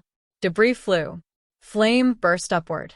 A shockwave hurled Ayla off her feet. She hit the ground hard. Pain flared through her shoulder. Her vision blurred. "Ayla." She blinked through the smoke. The beast was pinned beneath a fallen column, trapped, struggling, blood pooling beneath him. "No, no," she sobbed, forcing her legs to push her upright. But rebel blades rose around her. "Get the girl," someone shouted. "Kill her before the creature reaches her." Ayla stumbled back. Her blood turned to ice. There were too many. The beast couldn't reach her. This was it. She was going to die. She whispered his name like a goodbye. "Kaelin." And the world cracked open. A shock of silver light erupted from the castle steps. Magic unfurled like a storm given wings. Rebels stumbled in terror. Soldiers shielded their eyes. Even Ayla felt her breath catch painfully. Kaelin descended the stairs slow and furious, every step cracking the stone beneath his boots. He was drenched in rebel blood, his cloak torn, his chest heaving. But his eyes were pure winter fire. "Ayla," he roared. Her knees buckled. He had never shouted her name before. Not like this. Not like a man losing everything at once. He crossed the courtyard in a blur, sword raised, magic swirling around him like a silver hurricane. Every rebel in his way died before they understood they were fighting a king, not a man. His blade struck down the first soldier who reached for Ayla. His magic obliterated the second. His bare hand crushed the spell forming in the third. Then he reached her. He grabbed her shoulders, pulling her against him with a ferocity that knocked the breath from her lungs. "Are you hurt?" he demanded. She shook her head, dazed. "No, I'm fine." He exhaled, long and shuddering, his forehead dropping to hers. "Gods," he whispered. "I thought I lost you." Her breath trembled. That tone, that fear, that softness. She had heard it before. Long ago, when she was a child. When a boy with silver eyes promised her she would never be alone. "Kaelin," she breathed. He opened his eyes, and the world fell away. They were inches apart. His hand cupped the back of her neck without him realizing it. "You must stay away from him," he rasped. "He will kill everything to keep you." "And you," she whispered. "What will you do?" Kaelin swallowed. His voice broke. "Everything." Her heart twisted painfully. She didn't have time to respond, because behind them, rubble shifted. A low growl rumbled through the smoke. The beast rose. Wounded. Bleeding. Dying. But alive. His golden eyes locked on Ayla. And they softened. Deeply. Painfully. Devastatingly. "Ayla," he whispered. "Come to me." Kaelin stiffened. No, he snarled, pulling her closer. She's with me. The beast's claws dug into the ground. She belongs with her heart. She belongs with her safety. She belongs anywhere she chooses, the beast snapped. And she did not choose you. Kalen bared his teeth. Magic erupted in the space between them, crackling in the air like a blade waiting to be drawn. Ayla stepped back, hands outstretched. No, please, stop, both of you. Neither listened. Pain tore through the beast's body. Magic tore through Kalen's. Their dual souls trembled violently, and Ayla suddenly understood. If they fought now, one of them would die, and the curse would tear the survivor apart. Tears burned her cheeks. Stop, she screamed. They both froze. Ayla stepped between them. Her voice shook. You're both hurting. You're both bleeding. You're both breaking. And I'm the reason. The beast's eyes softened with agony. Kalen's eyes shattered with fear. Ayla dropped to her knees beside the beast. He lowered his massive head. She touched his fur with trembling hands. I'm here, she whispered. I remember you. I remember what you were. What you are. His breath hitched. She leaned close, pressing her forehead to his. I choose you, she whispered. I choose to save you. Kalen sucked in a breath like a man stabbed. The beast trembled under her touch. Magic flickered across his fur. And then Ayla whispered the words she hadn't dared to speak. I love you. The world exploded in gold. Light burst from the beast's body, blinding, warm, electric. Ayla staggered back as golden magic swirled around him like a tornado of stars. His screams tore through the air, painful, human, ancient. Kalen shielded his eyes, magic crackling uncontrollably from his own skin. The battlefield stopped. Rebels froze. Soldiers fell silent. The entire kingdom watched as a legend rewrote itself. Ayla reached out. Let it happen, she whispered. The beast's form cracked, shattered, glowed. And a shape emerged from the heart of the storm. Tall, strong, bare, Bleeding. Human. a man. A prince. The other half of Kalen. The heart the curse had stolen. Magic peeled away like broken chains. And when he lifted his head, his eyes were no longer beast's gold. They were warm, molten amber threaded with silver. A blend. A union. A whole soul. He staggered, and Ayla lunged forward, catching him in her arms. He cupped her cheek gently. Human fingertips. Shaking. Soft. Reverent. Ayla, he breathed.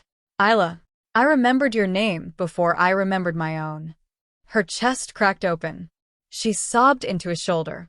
He held her despite his trembling legs. You freed me, he whispered. You freed us both. Behind them, Kalen stepped forward, his breath shaking, his eyes shining, his expression unreadable. The newly returned prince, wolf and man both, looked at him. And Kalen whispered, voice breaking, brother. Ayla froze. Brother? The prince smiled faintly. Did you miss me? Kalen exhaled sharply, a sound halfway between relief and heartbreak. But Ayla didn't look at the king. Her gaze stayed on the man in her arms. The one whose soul had been split. The one who waited lifetimes. The one who remembered her name when the world forgot. Ayla, he murmured, pressing his forehead to hers. You were the only memory the curse could not steal. She breathed his name for the first time. A name she had not known yet had never forgotten. Kale. The name trembled in the air, and the sun rose.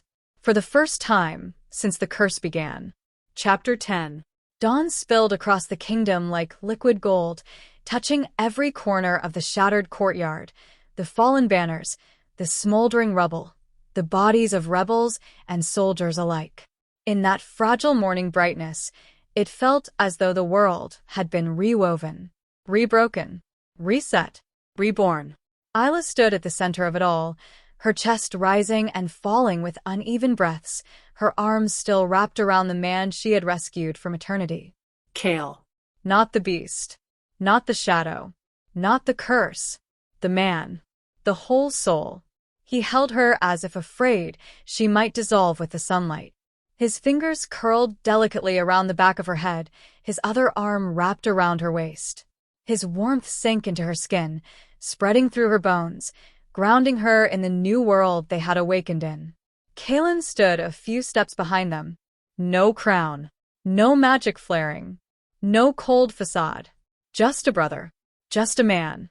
One who had both found and lost everything in the same breath. His expression was unreadable, a mixture of grief, relief, love, and something unspoken, something deep, something sharp. Ayla could not look at him without her heart twisting painfully. But Kael could. He pulled back from Ayla and faced his brother, injuries still bleeding down his chest, yet standing with the strength of a king. "Kaelin," Kael breathed, voice trembling with the weight of a century. "Thank you." Kaelin laughed, bitter, soft, broken. "For what? I cursed you. I split you. I left you in darkness." Kael stepped closer. "You saved the kingdom," he said. "You kept us alive." "You suffered for 100 years," Kaelin whispered. "We suffered," Kael corrected. "Both halves. Both sides. All because we loved too much." Kaelin flinched. Kael touched his arm gently. "Brother, look at me." Kaelin did. And Kael said the words that shattered the last piece of the curse between them. "You kept your half loyal. I kept mine alive. Together, we survived." The king exhaled, long and shuddering. Then he pulled Kael into an embrace that made even the sunrise pause in reverence. Ayla's throat tightened. She had known pieces of them. The beast who listened to her heart, the king who guarded her with ice and fire. Now she saw the truth. They were two halves of one soul, and she loved both pieces. Differently, deeply, painfully, eternally. When the brothers finally pulled apart, Kaelin looked at Ayla. Silver eyes, once cold and calculating, now glimmered with something she could only name as grief, and acceptance, and love that would never be returned the same way. "Ayla," he said softly, "you saved him." She shook her head. "We saved each other." Kaelin nodded once, as though committing that truth to memory. "And now," he murmured, stepping back, "the kingdom needs its prince." Kael frowned. "You mean its king?" "No," Kaelin's gaze dropped. "The crown should sit on the head of the man born with the whole soul." "But you," Kael began. Kaelin gave a small, peaceful smile. "I was never meant to be king," he said. "I was meant to protect the king." Ayla covered her mouth, tears filling her eyes. Kael's voice cracked. "Brother, no, don't do this. You deserve peace." Kaelin stepped forward, placing a hand on Kael's shoulder. "This is my peace," he said. "To give back what was stolen. To let go of what I held too tightly. To set right what I broke out of fear." His eyes drifted to Ayla then, warm and unbearably sad. "And to free the girl we both loved." Ayla inhaled sharply. Kael gently reached for her hand. She took it, her fingers trembling as their palms met like two halves clicking into place. Kaelin watched them, his chest rising and falling with slow breaths. "Take care of her," he whispered. Kael nodded. "With every part of me." Ayla felt tears spill over. "Kaelin," she whispered, stepping toward him. "I don't want this to be goodbye." He touched her cheek with the back of his fingers, barely, softly, reverently. "It isn't." She swallowed hard. "Then what is it?" Kaelin exhaled slowly. "A beginning," he said. "That is finally yours." They stood at the top of the castle's grand steps as sunlight poured over the kingdom. Kael's wounds had been bandaged, though his skin glowed faintly with the magic that had both cursed and freed him.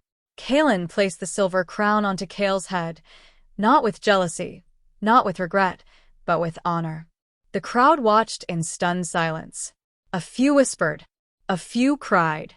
Then, like rolling thunder building from nothing, thousands of voices rose at once. "Long live the true king!" Kael lifted Ayla's hand to his lips, kissing her knuckles gently.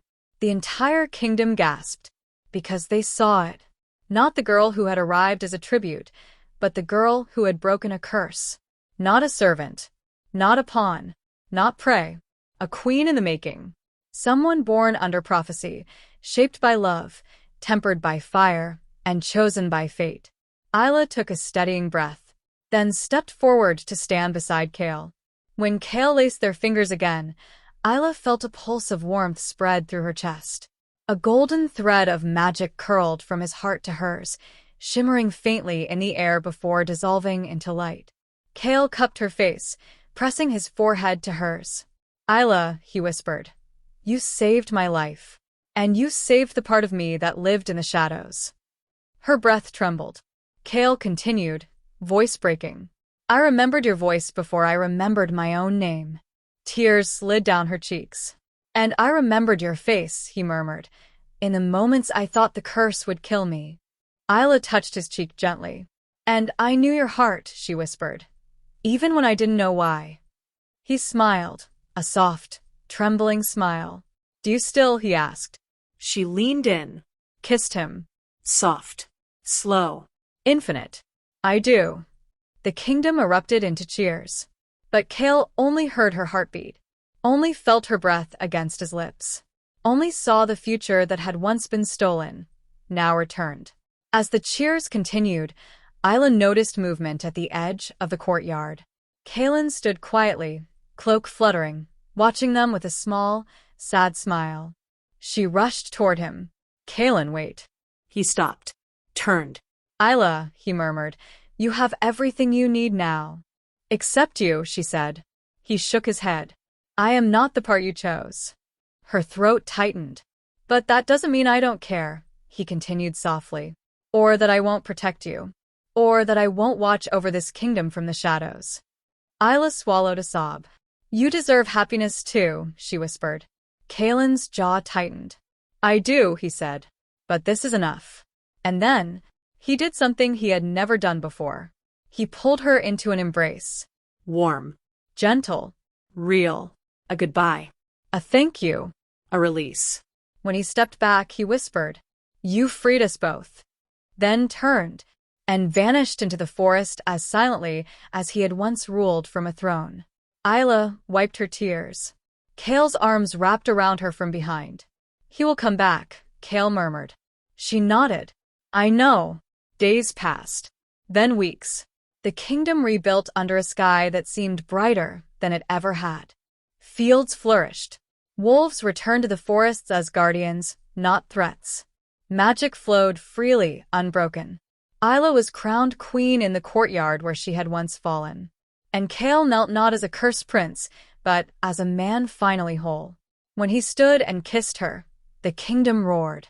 That night, under a moon unmarred by curses, Kale took her hand and led her to the highest balcony. "Ayla," he whispered, brushing hair from her cheek, "I want to show you something." She leaned against him as he pointed to the horizon. The moon shimmered, splitting into two ghostly silhouettes. Two wolves made of starlight, running side by side. Ayla gasped softly. "Do you see them?" he asked. She nodded. "Yes." "That is us," Kale whispered. "Not bound by curses. Not torn by fate. Whole. Together." Ayla turned to him. "And the king?" she whispered. Kale smiled. "He walks the world as a free man now. Not a ruler. Not a shadow. Just Kalen. And someday he will return." Ayla exhaled softly. Hope flickered between them. Kale cupped her face again and leaned in. "And until then," he murmured, "you are my dawn. My freedom. My queen." The kiss that followed was slow, consuming, luminous, a kiss that sealed a kingdom, a curse, and a love written in blood and destiny. As they embraced beneath the stars, Ayla whispered, "We chose our fate." Kale smiled. "No," he whispered against her lips. "You chose mine. If this story stole your breath, your sleep, or your heart, then you belong here." Subscribe for more fantasy, more curses, more fated mates, and more stories where love rewrites destiny. Like, comment, and subscribe because the next world awaits. And trust me, you don't want to miss what comes next.